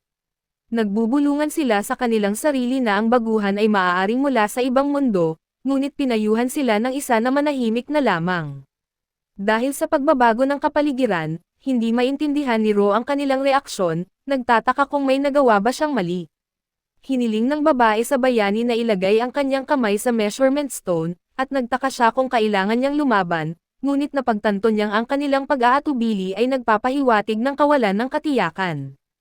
Kaya, depende sa kanyang mga kakayahan, maaari silang lumikha ng angkop na pagpapatunay alinsunod sa mga regulasyon ng guild. Ang kailangan lamang gawin ni Ryo ay hawakan ang measurement stone. Nagduda siya kung sinusuri nito kung ang isang tao ay mula sa ibang mundo o hindi, at kung mahuli siya roon, hindi niya makikilala ang Diyosa. Gayunpaman, kung magpasya siyang tumakas, katumbas ito ng pagbubunyag ng kanyang lihim, na winawasak ang lahat. Mas madali sana iyon, ngunit tiwala siyang magiging maayos ang lahat. Sa isang reality check, humanga ang receptionist sa mga attribute ng bayani, na sinasabing lahat ng ito ay nasa heroic level, na humanga sa mga mamamayan, habang pinapanatili ni Ryo ang isang mapang-akit na pose na parang isang heartthrob sa isang soap opera. Sa kasong ito, nakasakay sa wyvern at nakasuot ng baluti, kailangan na niyang patayin o talunin ang kakilakilabot na demonyong Diyos, na nagpasaya sa lahat na nakasaksi sa kwento ng bayani. Tahimik at matiig ang pinagmasdan lamang ni Ir ang lahat ng kalokohang iyon. Sinabi niya na hindi siya makapaniwala sa kanyang narinig, ngunit idinagdag ni Ryo na libre ang mangarap. Taliwas sa unang inaasahan, nang ilagay niya ang kanyang kamay sa measurement stone, ang bayani ay nahayag bilang isang level 5 na mandirigma. Sa simula, lahat ay namangha, hindi makapaniwala sa kanilang nakikita. Gayunpaman, mabilis silang humagalpak sa tawa, at sa sandaling ito ay nag-uusap sila tungkol sa kung gaano sila katanga na isiping siya ay mula sa ibang mundo. Hindi maintindihan ni Riv ang dahilan ng tawanan, ngunit kahit ang receptionist ay hindi mapigilan ang sarili. Pagkatapos ng tawanan, ipinaliwanag niya na karamihan sa mga taong nagmumula sa mga kagubatan upang magparehistro roon ay mula sa ibang mundo, kaya kung mas mataas ang level ng isang bayani, magiging problema ito. Sumali ang isa sa mga lalaki sa usapan, na sinasabing ang mga demonyong iyon ay nagsisimula sa level 20 at palaging sinasabi ang parehong bagay, gustong maging mga hunter kahit na nasa level 20 na sila. Ipinabatid ng babae na ang bayad sa pagpaparehistro ay 300x. Hindi kailanman naisip ni Ryo na magiging masaya siya dahil sa kanyang mababang level. Gayunpaman, habang kinukuha niya ang pera sa kanyang bulsa upang bayaran ang bayad, napagtanto niyang gumastos siya ng 300x mula sa 400x na hiniram niya kay Ir, na katumbas ng 11,000. Pagkatapos, handa na ang pagkakakilanlan ng protagonista, at ipinaalam ng receptionist na ang pangalawang kopya ay nagkakahalaga ng 80x. Bukod dito, sinabi niya sa kanya na bumalik kapag sapat na ang kanyang level. Iniisip ni Rai na ngayon pa lamang magsisimula ang tunay na laban at kailangan niyang maging sikat sa Hunter Circle. Tinanong ng babae kung mayroon siyang misyon sa isip. Sinabi ng bayani na gusto niyang galugarin ang dungeon, at sa sandaling iyon ay may sumingit sa usapan, na nagtatanong sa kanyang pinili. Isang lalaking may puting buhok ang nagsabi sa kanya na mas mabuting kumalma sa halip na maging pagkain ng halimaw. Pagkatapos ng lahat, ang isang nasa level 5 ay dapat na alam ang kanyang lugar. Malugod na tinanggap ng babae sa guild si Mr. Lod at tinanong kung siya at ang kanyang grupo ay planong pumunta sa Save Forest. Pagkatapos ay sinabi ni Lod na nakarinig siya ng balita. Binanggit niya na ang bilang ng mga halimaw sa mga piitan ay labis na tumataas, na umaatake na rin sila sa mga kalapit na bahay. Si Elle ay nasa level 21 at ipinagmamalaki na hindi niya gustong magpadala ng mga walang silbing hunter upang gawin ang kanyang trabaho. Sa kasong ito, kailangan niyang personal na pumunta. Hindi maintindihan ni Ryo kung bakit napakataas ng tingin ng lalaki sa sarili nito gayong pareho lamang sila ng level ni Ir. Gayunpaman, sa pangkalahatang konteksto, mas mataas ang level niya kaysa sa iba. Gayunpaman, ayaw ng bayani na makisali sa kanya, at ang babae, na sinisikap iwasan ang tingin ni Elle, ay nagpaalala na mayroon pa ring bakante sa kanyang grupo. Sa kasong ito, tinawag niya si Mr. Eric, na sinasabing imposibleng kumpletuhin ang mga misyon ng mag-isa, at mas masahol pa ang pagpunta sa mga piitan. Dahil dito, kinatakutan ng bayani ang maaaring mangyari. Sa pagtatapos, tinanong niya kung hindi ba mas mabuting makipagtulungan sa grupo ni Lud habang nasasanay sa mga bagay-bagay doon, na nagdala sa pinakamasamang bangungot ni Ryu sa realidad. Matapos magpasya kung ano ang gagawin, bumaling ang pinuno ng grupo sa isa sa kanyang mga miyembro, na ipinaalam sa kanya na dahil mayroon na silang rookie, wala na siyang puwang. Gayunpaman, hinarap siya ng mage, na sinasabing siya ay level 25, at napagtanto ni Ryo na ang top Oriel ay nagpapakita ng mas mataas na level kaysa sa sinabi. Sa kasong ito, mayroon siyang itinatago. Iniisip ng bayani na masyado siyang nakatitig sa mage, ngunit hindi bale dahil sinabi ni Lud na wala siyang puwang. Gayunpaman, gumawa ng drama ang pinuno ng grupo at kinwestiyon ang sitwasyon. Sinabi niya na dahil ang kahilingan ay mula kay Miss Siri, ang ipinagmamalaki ng Unpressed Hunters Guild, aalagaan niya ang level 5 na insektong iyon. Naiirita si Rai sa pagtawag sa kanya nito, ngunit iniisip niyang hindi niya ito maaaring labanan dahil haantong ito sa kamatayan. Gustong makipaglaro sa bayani, tinanong ni Elle kung nangangarap ba si Rai na maging Sword King dahil sa laki ng kanyang espada. Ngunit nang subukan niyang buhatin ito, napansin niya ang isang bagay, hindi man lang gumalaw ang espada, na nagpataka sa kanya kung paano kayang dalhin ng isang level 5 ang ganoong bagay. Sa sandaling iyon, bumaling ang atensyon ng bayani kay Lud, na nagpayanig sa pinuno ng grupo. Itinaas ang kanyang espada kasama ang hunter, inutusan siya ni Rai na bitawan ang kanyang pag-aari. Tuwang-tuwa ang mga miyembro ng guild na hindi masyadong gusto si Elle, at umaasa silang magsisimula ang laban. Biglang, lumapit ang isang lalaking may asol na mata at mohawk kasama ang kanyang grupo, na sinasabing sa wakas ay natagpuan na niya ang kanyang hinahanap. Ipinakita ng Kiro ang kanyang lakas sa pamamagitan ng madaling pagbuhat kay Elle mula sa lupa gamit ang kanyang espada. Hindi pala mahina si Sean gaya ng inaakala nila, na ikinagulat ng lahat. Dahil ito ay nagmula sa isang level 5 hunter na kara rating lamang, ang mga mata ng lalaking may mohawk ay kumislap sa kanyang nakita. Sinabi niya sa bayani na sa ganyang katawan, matatalo niya kahit ang mga level 10. Gayunpaman, pinakiusapan ng pinuno ng grupo si Berkman na huwag makialam dahil sinasanay niya ang rookie. Tinanong ni Berkman kung Eric ang pangalan ng bayani at ipinaalam sa kanya na ang pakikipaglaban doon ay walang problema, ngunit kung masira niya ang guild, haharapin niya ang lahat. Matapos aksidenteng masira ang isang istruktura ng guild, humingi ng paumanhin ang protagonista, na sinasabing ayaw niyang makipaglaban sa sino man doon at ayaw niyang mapatalsik. Matapos mabunggo ng bayani na nagpatambo kay Elle, galit nitong sinabi na walang ibang tatanggap ng level 5 sa grupo maliban sa kanya. Napagtanto ni D'Artagnan na tama ang lalaki dahil halos lahat ng pera niya ay ginamit niya sa pagpaparehistro at wala siyang magagawa dahil sa kanyang mababang level.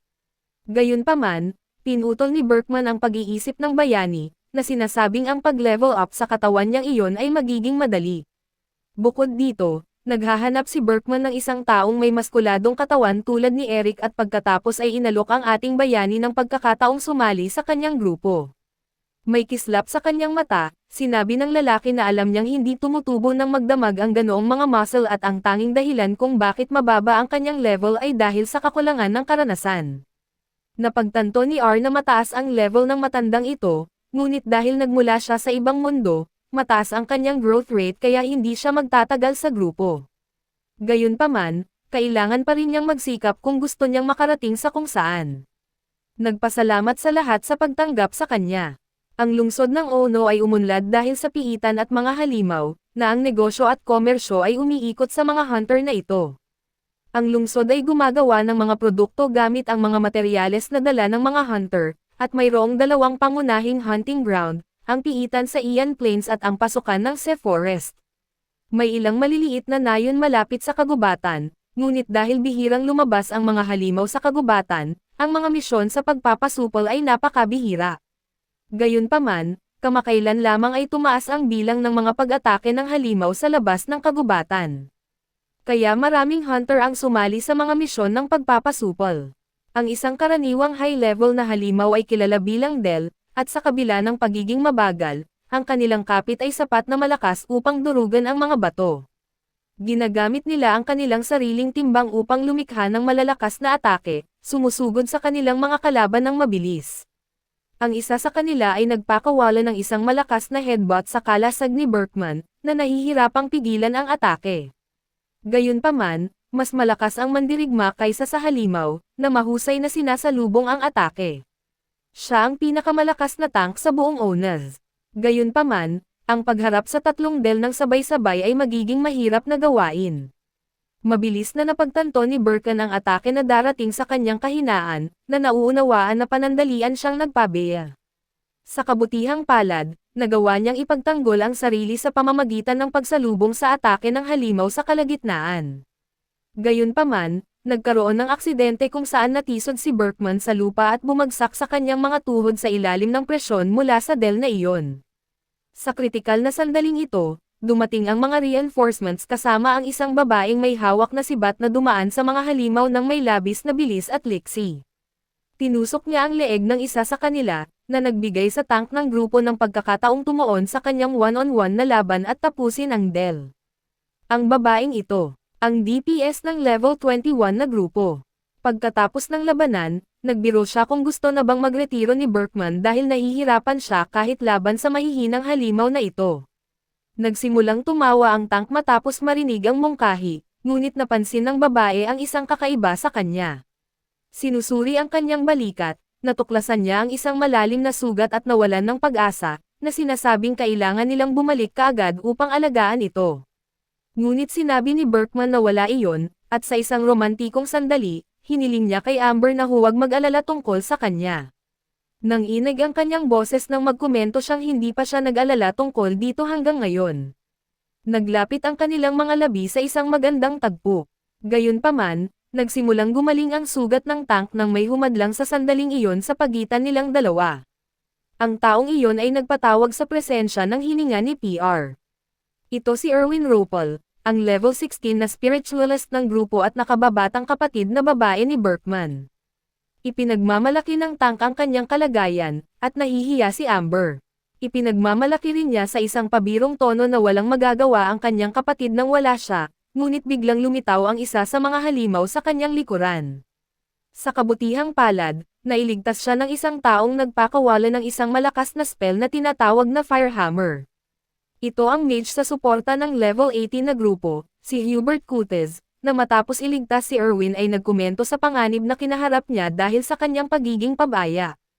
Ang grupo ni Berkman ang pinakamahusay pagdating sa isang balanse at koordinadong koponan. Hindi lamang sila nakatuon sa mga atake, sila rin ang pinakamaaasahan sa on-press.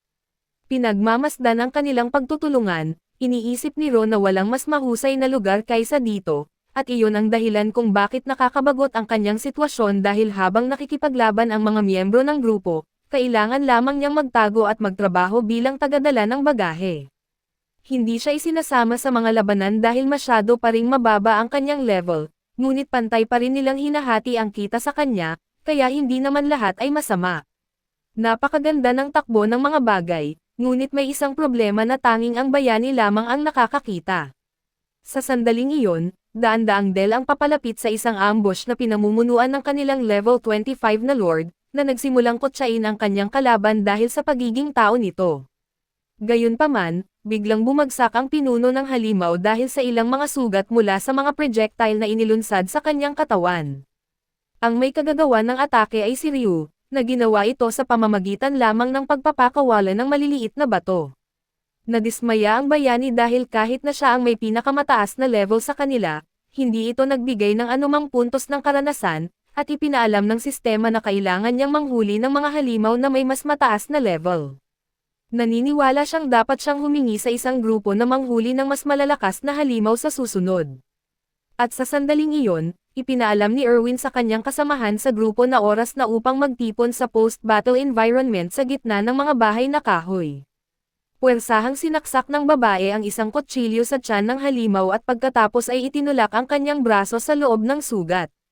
May ngiti sa kanyang mukha, inalis niya ang puso ng halimaw at ipinakita ito sa kanyang kapatid, na sinasabing dapat silang makakuha ng hindi bababa sa 15x para dito. Kinumpirma ng mage na medyo malaki ang magic stone at sinasabing talagang makakakuha sila ng malaking halaga para dito. Bukod dito, maaari nilang ibenta ang balat ng Del, na nakakatipid ng oras at pagsisikap. Habang pinagmamasdan ang sitwasyon, iniisip ni Ron na sa normal na kalagayan ay susuka siya. Ngunit marami na rin siyang hellhound na binuksan, kaya hindi na ito bago sa kanya. Dahil dito, nagpa siya ang bayani na manguna sa paggawa ng mga materyales, na humanga sa lahat sa kanyang mga kasanayan. Tinanong ni Erwin kung paano ito nagagawa ng protagonista ng napakabilis, at ipinaliwanag niya na ginagawa niya na ito sa nakalipas na 20 taon. Dahil dito, naging interesado ang babae sa edad ng kanyang kasamahan, na nagsasabing siya ay 24. Sumali si Berkman sa usapan at tinanong ang bayani tungkol sa kanyang mga magulang. Ipinapaliwanag nito na dahil kinidnap siya 20 taon na ang nakalipas, hindi na niya gaanong maalala ang tungkol sa kanila at imposible na ngayong bumalik sa bahay. Naantig ang lahat, lalo na si Berkman, na hindi kailanman naisip ang bigat na pasan ng bayani. Ngunit ngayon, hindi na niya gustong makaramdam ng masama dahil nagpa siya silang tanggapin siya bilang pamilya. Nagtipon ang lahat upang subukang aliwin ang bayani, na sinasabing magiging maayos ang lahat, at iniisip lamang ni Ryu na napakabait ng mga taong ito.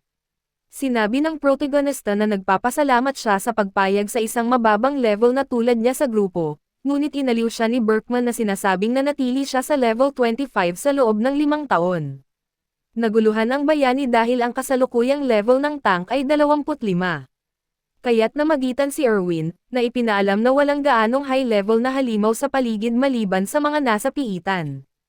Ipinapaliwanag ni Amber na ang Devil Lord ay itinuturing na isang high-level na halimaw doon at hindi na nila kailangang manghuli ng mas malalakas na halimaw kaysa doon dahil wala silang balak pumunta sa mga lugar tulad ng dungeons. Sa sandaling ito, nagkaroon ng reality check ang ating protagonista at nagsimulang mag-alala tungkol sa kanyang kinabukasan. Nagpa siya siyang kumilos, tumayo at sinabi sa lahat na magpa-practice siya gamit ang kanyang espada. Habang lumalayo ang bayani, pinakiusapan ni Berman ang kanyang kasamahan na huwag masyadong magpagod, at sinabi ng mage na huwag lumapit sa safe forest dahil mapanganib itong lugar. Sa gitna nila, nagkomento si Erwin na ang isang mabait na lalaki tulad ng bayani ay malinaw na hindi maaaring magmula sa ibang mundo.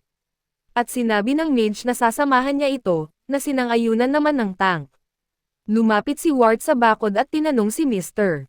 Eric kung kumusta ang kanyang pagsasanay. Gayunpaman, kahit saan ka man tumingin, wala kang makitang bakas ni Rai.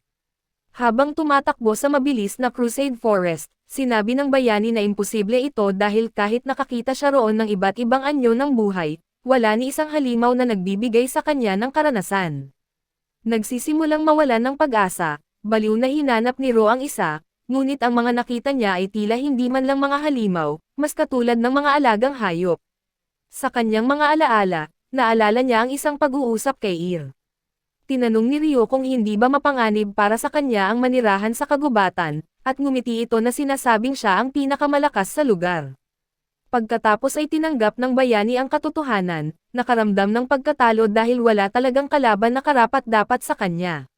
Ngunit iniisip niya na makatwiran ito dahil kahit ang mga halimaw na may level na katulad ng Wyvern ay nagbibigay pa rin sa kanya ng karanasan, at mabuti na bumalik siya bago lumalim ang gabi.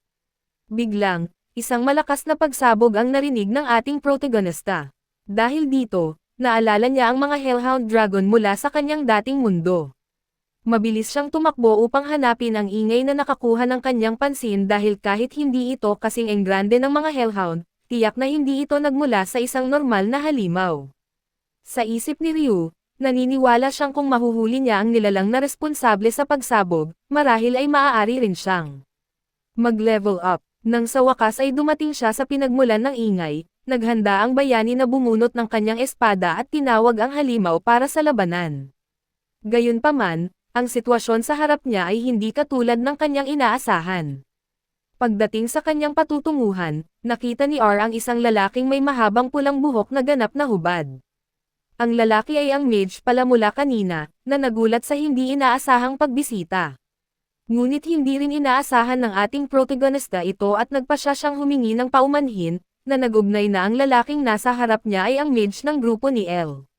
Nagtataka pa rin ang bayani kung bakit siya nakahubad, ngunit alam niyang sa sandaling iyon, hindi iyon ang mahalaga dahil walang halimaw doon.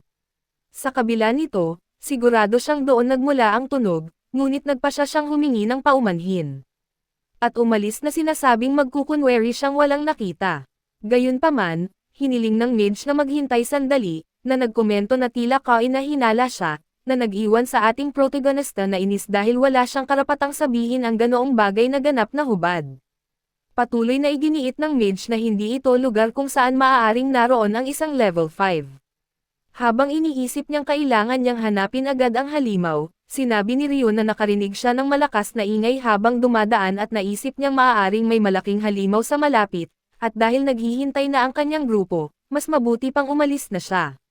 Ngunit nagalit ang mage at kinuha ang kanyang wand upang maghanda ng isang defensive effect. Lumikha siya ng isang bilog ng apoy sa paligid ni Ryo, na nakagambala sa kanyang pamamaalam, at hiniling sa bayani na huminto kaagad at sabihin ang totoo. Tinanong ng mage kung nakita ni R ang halimaw at pinagbantaan siya ng isang fire spell kung hindi siya magsasalita. Hindi inaasahan, lumakad ang ating protagonista patungo sa lalaki at isinara ang kanyang kamay sa dulo ng kanyang wand, na pinatay ang apoy mula sa mahika. Sa sandaling ito, naging ganap na walang depensa ang mage, at ang ekspresyon ng bayani ay nagbago sa pagiging seryoso. Sinabi niyang hindi niya alam kung bakit nangyayari ito dahil sinabi na niyang walang siyang nakitang halimaw. Bukod dito, tinanong ni Ryo kung ano ang problema kay Mage at Lod dahil palagi nilang minamaliit ang mga mababang level na tao. Ang Mage naman ay iginiit na hindi iyon ang kanyang gustong sabihin at humingi ng paumanhin, na inamin na kumilos siyang masyadong emosyonal. Sa kailaliman ng kagubatan, pinanood ni Lod ang buong pag-uusap at nagpas siyang bunutin ang kanyang mga sandata dahil napuno siya ng matinding galit kay Ryo, at pagkatapos ay sumigaw siya ng isang bagay upang marinig, na naghahanda na sa labanan, at malinaw na nakuha nito ang atensyon ng bayani. Malinaw ang hindi pagkakaunawaan habang nagkomento si L, nang makita ang lapit ng dalawa, na tila nagpa siya si Ryo na ipakita ang kanyang mga kuko. Nakatayo na sa isang fighting stance, sinabi ni El na hindi sapat ang pagpapahiya lamang kay Miss, kaya naglakas loob si Ryo na hawakan ang babae ng kanyang grupo. Hindi maintindihan ng bayani kung sino ang tinatawag na babae ng pinuno ng grupo, at sinabi ng mage na maaaring hindi naintindihan ng kanyang kasamahan ang nangyayari. Kaya marahil dapat na silang umalis. Si El ay isang makapangyarihang magical swordsman, at sa kabila ng posisyon na iyon ay nagpapahiwatig na naghahanda siyang isagawa ang isang teknik, ang posisyon ay ang disadvantage ng pagiging nasa klaseng ito. Ngunit kapag ginawa niya ang posisyong iyon, hindi siya kailanman nag-aatubili. Kaya sinabi ng pinuno ng kanyang grupo na isa na lamang ang kanyang sasabihin habang nagtatanong tungkol sa pangalan ng kaaway na tatalunan ng kanyang kambal na espada. Sinabi ng bayani sa mage na mas mabuting magbihis na ito. Nang mapagtantong binabaliwala siya, labis siyang nainis at nagpas siyang sumalakay kaagad, na naglalabas ng isang malakas na electric aura mula sa kanyang mga espada. May seryosong tingin, sinabi ni Lod na ipapakita niya ang pagkakaiba ng kanilang mga level, kaya hinabol niya ang bayani gamit ang kanyang storm sword skill. Si Ron naman ay ayaw nang palakihin pa ang away na ito, kaya nang papalapit na ang espada sa kanyang leeg, yumuko siya, umiwas sa atake, at humingi ng paumanhin. Gayunpaman, habang nakayuko siya, tumama ang isang bahagi ng puluhan ng espada sa maselang bahagi ng katawan ng lalaki, at isang malakas na bagzo ng hangin kasama ang kidlat ang nangyari sa lugar, na lumikha ng ingay na umalangaw-ngaw sa buong kagubatan. Bumalik sa tuluyan at nakaupo sa isa sa mga bahay na kahoy, nakatarak ang espada ng bayani sa lupa at tila mayroon siyang pinagdaramdam. Namagitan si Berkman, na sinasabing ipinaalam sa kanya ni Mr. Ates ang nangyari at hindi niya kasalanan iyon, ngunit sinabi ni Ryo na ito ay isang sakit na hindi siya mapapatawad. Matapos magpas siya na hintayin na lamang ang mga resulta, binuksan ni Orwaz ang pinto ng kubo, na nag-iwan sa lahat na nagtataka tungkol sa kahihinatnan ng sitwasyon. Nagbabala ang kapatid ng tank na si Lud ay wala sa kritikal na kondisyon dahil mabilis siyang dinala, ngunit seryoso ang sitwasyon. Pagpasok sa kubo upang suriin ang tunay na kalagayan ng lalaki, natahimik ang lahat. Bagamat maaaring ibunton sa kanya ang sisi, ang sakit at pagdurusa na kanyang pinagdaraanan ay hindi maaaring ibunton lamang sa isang tao.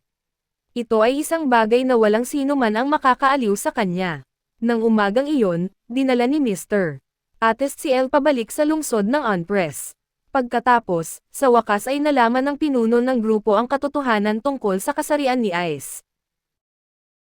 Hindi natagpuan ng bayani ang halimaw na responsable sa malakas na ingay na iyon, ngunit mabilis niya itong nakalimutan matapos ang 3 buwan na pananatili sa grupo ni Boo sa harap ng Save Forest.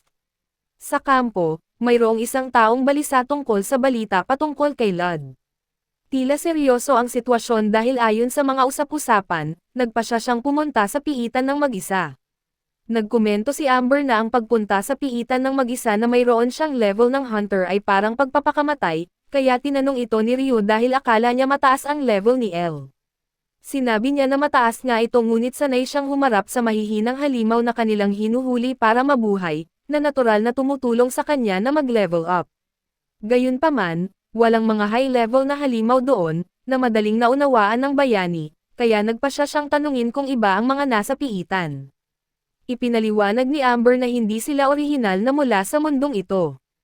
Ang mga halimaw ay nilikha ng mga piitan na itinayo ng demonyong Diyos na si Orl, kaya karaniwang makakita ng ilan na malapit sa level 30 o mas mataas pa.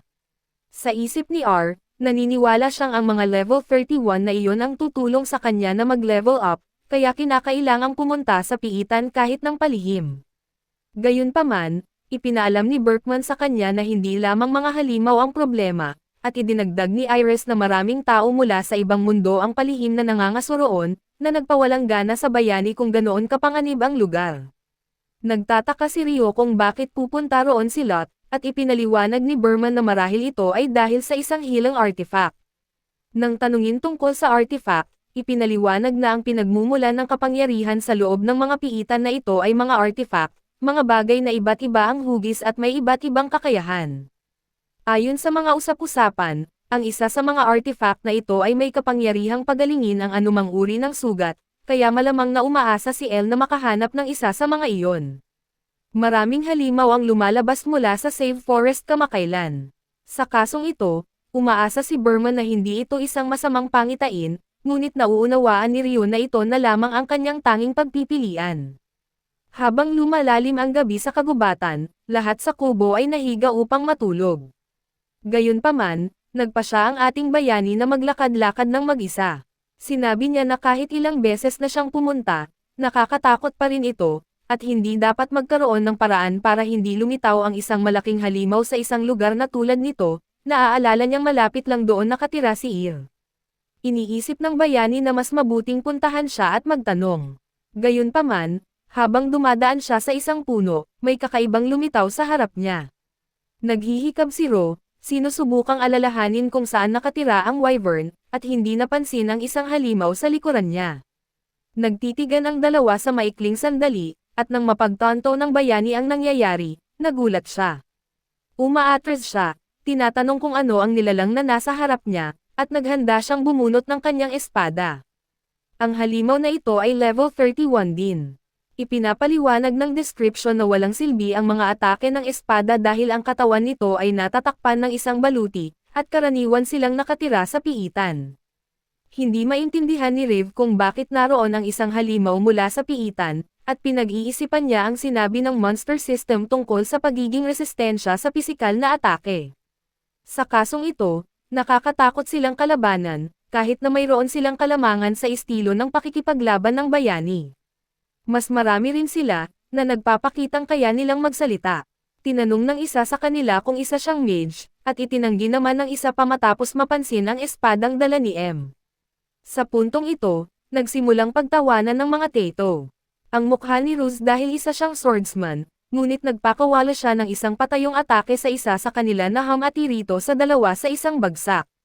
Nagalak siya ng mapagtantong kasinungalingan ang tutorial, na iniwan ang mga halimaw na gulat. Nag-usap-usap ang desperadong mga tuna ang sandata ng bayani ay may mahika nga na nakatanim dito.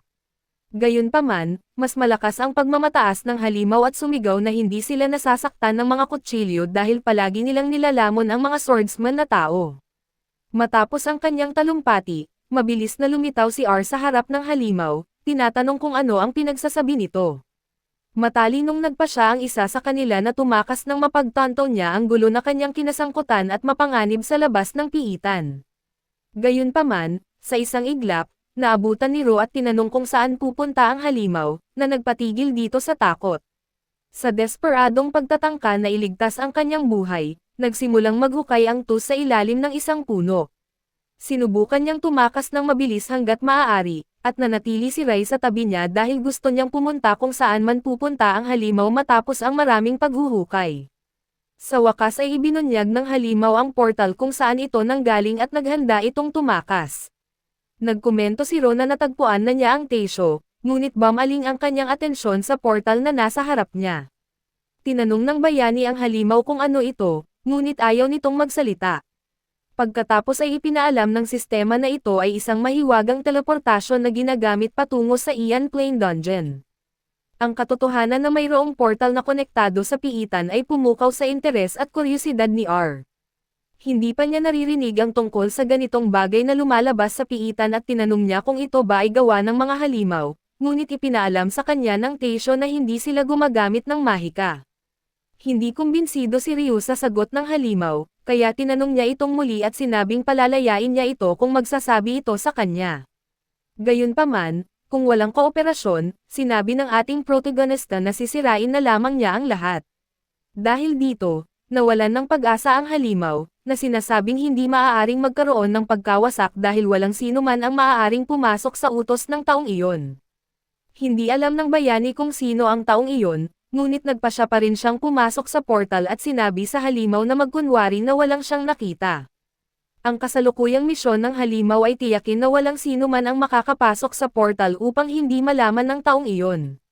Sa kabila ng paggawa nito upang ligtas na galugarin ang piitan, nakumbinsi ang Teisho sa argumentong iyon at nagsimulang takpan muli ang butas ng lupa, na sinasabing wala siyang alam. Nasa loob na ng piitan, ang mga kuko ng isang Tero ay mapanganib na malapit sa mukha ng isang hunter na nasa tunay na panganib. Tila nakulong siya, ngunit nag-aalala pa rin siya sa kanyang kasamahan, na sinasabing magtiis ito. Matapos makalaya sa hindi kanais-nais na posisyon na iyon, naghanda ang hunter ng isang malakas na sipa na tumama sa ulo ng halimaw habang sinasabing lumayo ito sa kanyang kasama. Gayunpaman, kapansin-pansin na hanggang ngayon ay wala pang gumana sa kanyang mga atake. Ang kanyang palakol ay ganap na walang silbi sa kasong ito. Tila ang mahika lamang ang posibleng solusyon. Sa sandaling ito, tinusok ni AO ang kaliwang binti ni Alicia, na nagpaungol sa kanya sa sakit at takot, kahit nasugatan. Nagpakawala ng mahika ang mage, humihiling sa dakilang liwanag na palaganapan ang presensya nito sa lugar kasabay ng maliwanag nitong tunog. Kaya, binigkas niya ang flash spell na bumulag sa halimaw. Gayunpaman, naapektuhan din ng flash ang Axe Hunter, na pagtantong malabo ang lahat sa sandaling iyon, ngunit kahit papaano ay nakakakita siya gamit ang isang mata habang tinatakpan ang isa. Hiniling ng Hunter kay Ronal ang tulong sa kanyang pagpapagaling, ngunit nang ibaling niya ang kanyang mukha sa kanyang kaibigan, may isang bagay na lubos na gamulat sa kanya. Sa kasamaang palad, nahuli ng isang Teisho ang kanyang kasamahan sa grupo at wala na itong buhay. Dahil dito, nanalangin ang Hunter sa langit na may dumating upang iligtas ang kanyang grupo dahil ang kanilang trahedyang wakas ay mas malapit kaysa kailanman. Habang tinatapos na rin, muling humingi ng tulong ang Hunter, nawawalan na ng pag-asa. Pagkatapos, napaligiran ang lalaking may palakol ng isang lawa ng dugo na nagmumula sa kanyang likuran. Gayunpaman, hindi sa kanya ang dugo, ito ay sa mga halimaw dahil bilang tugon sa mga panalangin, may lumitaw upang tumulong, na tinalo ang ilang taos ng sabay-sabay. Napagtanto ng Hunter na naputol ang ulo ng tiya sa isang bagsak lamang, at hindi lamang isa. Binanggit na palaging pinoprotektahan ng isang Teisho ang ulo nito gamit ang laminated na mga braso, at ang espasyo upang atakehin ang leeg ay napakaliit. Gayunpaman, Pinababa muna ng taong ito ang mga braso ng halimaw at pagkatapos ay pinutol ang ulo nito gamit ang pagkakataong iyon.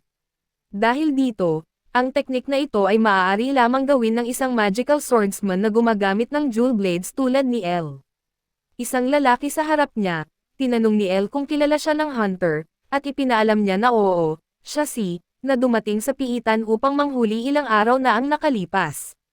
Pinuri ng lalaki ang kanyang tagapagligtas, na sinasabing kahanga-hanga siya, at awkward na nagpasalamat si LW, na sinusubukang mabuhay lamang sa nakalipas na 70 araw. Sinabi sa excited na binata na hindi lubos na totoo ang usap-usapan. Matapos ang huling engkwentro niya sa protagonista, isang lalaki ang nalasing sa guild at napadpad sa piitan matapos mawalan ng malay. At dahil mag-isa at lasing siyang pumasok doon, hindi niya mahanap ang labasan. Ngunit magbabago ang lahat dahil sa dalawang adventurer na ito. Ang sugatang mage, na pinigilan ang pagdurugo at narinig ang usap-usapan na hinahanap niya ang healing artifact na hindi man lang niya alam, ngunit kumuha siya ng potion nang makita ang kanyang sugat. Ngunit sinubukan siyang pigilan ng binata sa paggamit ng bihirang potion dahil mayroon silang mga ordinaryo, ngunit huli na nang sinabi ng babae na ang mga aksyon ng lalaki ay may kaugnayan sa kanyang kasarian. Itinanggi niya ito, na nagtulak sa kanya na itanong ang tiyak na dahilan. Pagkatapos ay sinabi ni R na hindi pagagalingan ng potion ang kanyang mga sugat at pinaniniwala ang madaragdagan nito ang kanilang pagkakataong makatakas sa piitan. Nilunok ng mage ang kanyang pride at nagpasyang bayaran ang lalaki sa ibang pagkakataon nang sabihin niyang nagpasya siyang gamitin ito sa kanya sa halip na itago. Pagkatapos nito, nagpatuloy ang lalaki sa kanyang paglalakbay, na sinasabing ang sugat na ito ay magpapahirap sa paglalakbay sa piitan, kaya tinanong ng babae kung talagang lumihis siya ng landas para tulungan ang isang grupo ng mga estranghero. Nang magsisimula ng makipagtalo ang babae, tinamaan ang magical swordsman ng matinding sakit na sinubukan niyang itago sa harap ng dalawa. Ang sakit ay dahil sa colitis, ngunit pinayuhan niya ang mga bata na tumuon sa pagtakas sa lugar, na sinasabing hindi na niya ito matatagalan pa. Ngunit ipinapalagay ng mga explorer ng piitan na tinulungan sila ng lalaki sa kabila ng pagdurusa sa isang masakit na sugat na hindi man lang mapagaling ng isang bihirang potion. Biglang, nagsimulang yumanig ng agresibo ang lugar, ngunit nang isipin ng lalaki na lindol ito, sinabi ng babae na hindi ito nangyayari sa dungeon dimensions, na nagtulak sa kanya na isipin na ang panginginig na ito ay gawa ng isang halimaw. Kaya hinanda ni R ang kanyang espada at hiniling sa dalawang batang adventurer na tumakbo dahil mas gugustuhin niyang mamatay kaysa dumumi sa harap ng isang babae. Sinabi ng babae na mamamatay ang baliw na lalaki kung haharapin niya ang maraming halimaw. Ngunit wala siyang pakialam at sinabi sa kanya na tumakbo dahil malapit na siyang maibsan sa sakit ng kanyang tiyan. Isang malakas na yabag ang narinig mula sa isa sa maraming tunnel. Pagkatapos ay hinawakan ng isa pang adventurer ang kanyang naguguluhang kasama at tumakbo sa ibang tunnel na may luha sa kanyang mga mata. Sinabi ng batang lalaki na pabagalin lamang nila ang magical swordsman at dapat nilang sulitin ang kanyang sakripisyo. Ngunit hindi maintindihan ng nagulat na lalaki kung bakit tumatakbo palayo ang batang lalaki kasama ang babae. Hindi natuwa si R sa sitwasyon ngunit ipinapalagay na sana ay tumaas ang kanyang level sa pakikipagsapalaran na ito. Ngunit nang isipin ng lalaki na kaya niyang harapin ang maraming halimaw, isang higanteng kawan ng mga taro ang nagsimulang lumabas mula sa tunnel. Nang makita ito, tumakbo ang kawawang lalaki ng mabilis hanggat kaya niya upang takasan ang itinuturing niyang tiyak na kamatayan. Ngunit hindi inaasahan, tumatakbo rin ang mga halimaw para sa kanilang buhay. Tiningnan ng magical swordsman ang natatakot na higanteng mga insekto habang tumatakbo sila sa isa sa mga tunnel. Namangha si Rad at nagtaka kung ano ang nakatakot sa ganoong kawan. Samantala, maraming bangkay ng ang bumaha sa kabilang panig ng piitan. Ang kanilang mamamatay tao ay walang iba kundi si Ryu, na nagsimulang lipulin sila ng walang kahirap-hirap. Nadismaya ang malakas na lalaki sa kakulangan ng XP na natanggap mula sa piitan na sabik niyang pinakahihintay.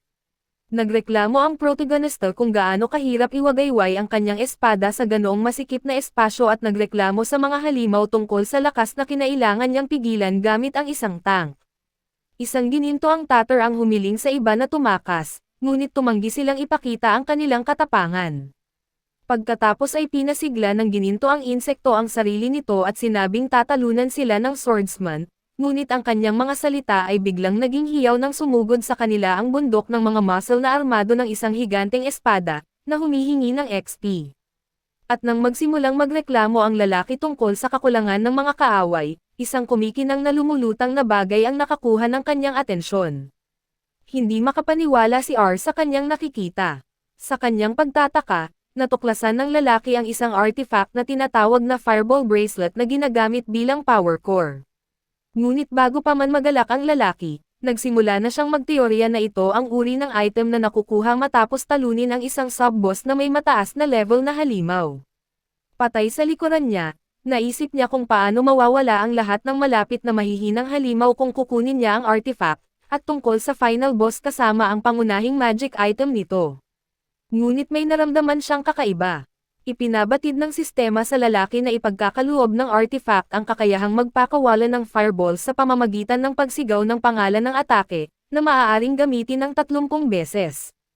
Pagkabasa pa lamang niya sa description ng bracelet, isinuot na ito ng lalaki nang hindi nagdadalawang isip. Pagkatapos ng lahat, pangarap ito ng bawat lalaki. Pagkatapos kumpirmahin na nag-iisa siya, nagsimulang bumigkas ng mahika ang lalaki. Puno ng konsentrasyon at pagtuon ang mga mata ng ating protagonista habang nasa kalagitnaan siya ng pagbigkas. Sa pagtatapos ng spell, iniunat ni Ryo ang parehong braso sa harap niya, handa nang magpakawala ng fireball. Ang misteryo ng mga halimaw na walang tigil na lumilitaw sa mga piitan ay ibinunyag ng mga hunter na nag-explore sa mga ito, na natuklasang artificial silang nililikas sa isang espesyal na silid. At ang dahilan kung bakit walang tigil na lumalabas ang mga halimaw ay ang sentral na artifact sa gitna ng silid. Hanggang ngayon, misteryo pa rin kung bakit ang core ay nagkakaroon ng anyo ng isang item. Gayunpaman, tinawag ng mga hunter ang mga misteryosong bagay na ito na puno ng mahika bilang mga artifact. Ngunit sa pagtataka ng lalaki, walang fireball na lumabas mula sa artifact na ginawa, na nagpataka sa kanya kung sira ba ito. Lumalabas na kinakailangang umabot sa level 31 upang magamit ito, hindi tulad ng ibang mga item. Ngunit si Ryu, na may ngiting puno ng pagkabigo, ay iniisip na basura ang bracelet dahil ang isang taong nakarating na sa kalaliman ng piitan ay hindi na dapat mag-alala tungkol sa mga requirements sa level. Gayunpaman, may dahilan kung bakit ang pagbabalik ng isang adventurer na may artifact ay isang bagay na napakabihira. Ito ay dahil sa mga paghihirap na kinakaharap ng mga adventurer sa paglipas ng mga taon at ang paglaki ng kanilang mga ego dahil sa pagkakatuklas ng isang mahiwagang item. Ang dalawang salik na ito ang magpapamalas sa kanila ng paghihirap. Ang hinaharap, tulad ng mga hakbang sa harap ni Ryu, ay isang panibagong pagkakataon para sa kadakilaan. Nasabik ang protagonista at ipinapalagay na naroon ang boss. Isang malaking pintuang bato ang bumukas. Ang lalaking sa wakas ay nakababa sa hagdan ay kailangang makalabas bago magising ang tank ng kanyang grupo. Naroon na si Rai sa sentral na bahagi ng piitan, na gustong lumitaw na agad ang boss sa walang lamang silid na iyon. Habang papalapit ang protagonista sa sentral na item, nagsimula siyang manukso sa mga absent na halimaw, umaasang magkaroon ng disenteng laban. Ngunit habang patuloy na nagsasalita ang lalaki at sinubukang kunin ang core, isang misteryosong nilalang ang nagmamasid sa kanya mula sa itaas, at isang galame ang humawak sa braso ng pabayang lalaki habang inaabot niya ang artifact. Hinawakan ng mga galame ang protagonista bago pa niya ito mapansin. Sa wakas ay harapan na si Re sa kanyang pinakahihintay.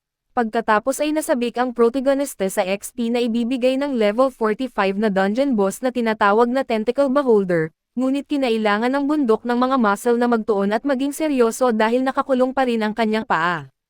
Bago pa niya masuri ang sitwasyon, isang sumisigaw na tao ang pumasok sa sentral na bahagi ng piitan. Nagkaharap ang protagonista at si Raud. Hindi makapaniwala si Rai sa kanyang nakikita, at hindi maintindihan ng magical swordsman ang presensya ng kanyang nutcracker sa loob ng silid na iyon. Pagkatapos ay ipinapalagay ng maskuladong lalaki na natuklasan na ang kanyang lihim, ngunit ang protagonista, na sinubukang pagtakpan ang kanyang kwento, ay naantala ng isang biglaang halakhak. Ang halakhak na iyon ay walang iba kundi kay Raud. Ginulat ng magical swordsman ang maskuladong lalaki sa kanyang baliw na halakhak habang binubunot niya ang kanyang mga espada. Ipinapalagay ni R na ang protagonista ay talagang isang halimaw na nagbalat kayo bilang kanyang pinakamasamang kinatatakutan upang takutin at lituhin siya, kaya kinailangan ng naguguluhang si Ryo na pakinggan ang lalaking nagsasabing maloloko siya sa hitsura ng halimaw dahil hindi makakapasok sa piitan ang isang level 5. Nang makita ito, nagpa siya ang maskuladong lalaki na makisabay upang iligtas ang kanyang lihim at ang kanyang sarili. Naguluhan ang tentacle beholder nang makitang inaatake siya ng isang hunter ng isa pa, ngunit nagsimulang tumubo ang halimaw ng isa pang galame. Ang nilalang na ito ay may kakayahang makita ang lahat sa paligid nito. At umasa sa mabilis nitong mga galame at napakalaking lakas, isang kombinasyon na nagpahintulot dito na targetan ang bulag na bahagi ng kalaban sa loob lamang ng ilang segundo. Ngunit nagawang hawakan ni Ryo ang galame ng halimaw sa huling sandali, na nailigtas si Ro na ang espada ay ilang pulgada na lamang mula sa maselang bahagi ng kanyang tagapagligtas. Agad na nakaramdam ng alarma ang protagonista dahil nasa panganib ang kanyang pribadong bahagi, kaya upang iligtas ang sarili, tumalon ang lalaki sa hangin, na tinatamaan ang galame sa proseso. Ang impact ay napakalakas kaya halos lumuwa ang mga mata ng dungeon boss na nasa matinding sakit. Dahil dito, tumilapon ang nilalang sa kisame habang ang nakahinga ng maluwag na lalaki ay bumaba, nagpapasalamat sa kaligtasan ng kanyang pribadong bahagi. Ngunit pagkatapos lamang niyang tumuon sa halimaw na boss na itinuturing niyang mahina, nagpatuloy si Rose sa kanyang atake. Kinailangang iwasan ni R ang espada sa huling sandali, ngunit ang galaw ng kanyang kamay ay malapit nang itulak ang halimaw, na halos magpagalaw sa tentacle beholder, kaya naitapon ang dungeon boss laban sa isang haligi. Binomba ni R ang lalaki ng mga atake ng espada, ibinubuhos ang kanyang galit dito, ngunit hinarang at madaling naiwasan ni Ryo ang lahat ng mga atake, ipinapalagay na nababaliw na ang magical swordsman dahil malamang na itinuturing siyang isang impostor. At malapit nang muling mapatay ang halimaw ng galame nito. Nagdusa ang tentacle beholder habang ibinabato ito sa buong silid. Sa huli, ginamit ng protagonista ang galame ng halimaw upang pigilan ang espada ng galit na adventurer. Sinisi ni R ang lalaki sa kanyang pagbagsak, tinawag siyang demonyo at inakusahan siyang may relasyon kay Ares, ngunit mariing itinanggi ni Ryo ang huling akusasyon. Ipinagdasal ng galit na swordsman ang kamatayan ng kanyang nutcracker. Biglang naging nakakatakot ang mukha ni Ro habang ang kanyang balat ay nakakagulat na naging kulay lila. Naguluhan ang maskuladong lalaki nang makitang itinataas ang magic swordsman ng isang galame, na nagpahirap sa gawain ng adventurer dahil kinailangan na niyang iligtas ang kanyang umaatake. Nagsimulang makipag-usap ang dungeon boss sa pamamagitan ni Ro at ipinahayag ang kanyang galit sa protagonista dahil sa pagpapatalbog nito sa kanya sa buong lugar na parang isang laruan, ngunit napansin ng nilalang na hindi sinaktan ni Ryo ang lalaking ito. At ipinapalagay na malapit na sila pagkatapos nito. Nagtubo ito ng 4 na galame na may mga karayom, at habang itinutusok nito ang mga ito sa katawan ng lalaki, sinabi ng nilalang na ang pagkamatay sa kamay ng kanyang kakampi ang magiging pinakamasamang kamatayan para sa isang tulad ng protagonista. Ngunit binunot ng maskuladong lalaki ang kanyang mahabang espada na may nakakatakot na aura at isang dalamhati para sa halimaw na sumapi sa katawan ni R. Ang tanging interesado sa hunter ay ang XP ng dungeon boss, na nagpuno sa tentacle beholder ng galit. Nang makita ito, nagpa siya ang halimaw na gumamit ng bagong taktika. Si Rod ay orihinal na papatayin para sa piitan, ngunit pinili ng tentacle beholder na gawin siyang bagong sub-boss ng piitan, at pagkatapos nitong patayin ang lahat ng mga hunter na naruroon sa piitan, plano ng halimaw na ipalaman sila ng buhay. Ang unang pagkain ng bagong sub-boss nito ay napagdesisyonan na, kaya inatake ng sub-boss ang protagonista upang lasapin ang kanyang laman. Kahit sa mga dungeon boss, ang mga tentacle beholder ay palaging nangangailangan ng katalinuhan upang talunin. Ang katalinuhan nito ay sapat upang malampasan ang mga tao sa kabila ng kawalan nito ng mapaminsalang kapangyarihan, na mag-iiwan sa mga hunter na mahahawaan ng mga parasito kapag nahuli, tulad ng nangyari kay Raud at sa kanyang halimaw na braso. Ang prosesong ito ay magpapabago sa mga tao sa mga halimaw. Iniisip ng dungeon boss na hindi kayang talunin ni Ryo ang nahawahang magical swordsman dahil isa lamang siyang tao sa kabila ng kanyang lakas. Madaling naiwasan ni Ryo ang atake ng halimaw, na ginamit ang kanyang espada nang hindi napapansin ng nilalang. Biglang nahati sa dalawa ang paningin ng dungeon boss. Tila tunay na inis ang maskuladong lalaki. Nahati sa dalawa ang dungeon boss sa harap ng bigong lalaki. Hindi niya maintindihan ang kanyang pagkatalo. Nagawang patayin ng hunter ang halimaw ng walang kahirap-hirap gamit ang hangin na nalikha ng kanyang atake ng espada. Ayon sa natalong halimaw, napakalakas ng swordsman kaya walang silbi ang pagbubukas ng portal, at nagpa siya itong tumakas bago pa man niya makuha ang pangunahing item. Nagpa siya ang tentacle beholder na ipaalam sa isang tao ang sitwasyon, ngunit bigla itong tinamaan mula sa likuran habang sinusubukang tumakas. Walang iba kundi si Ryu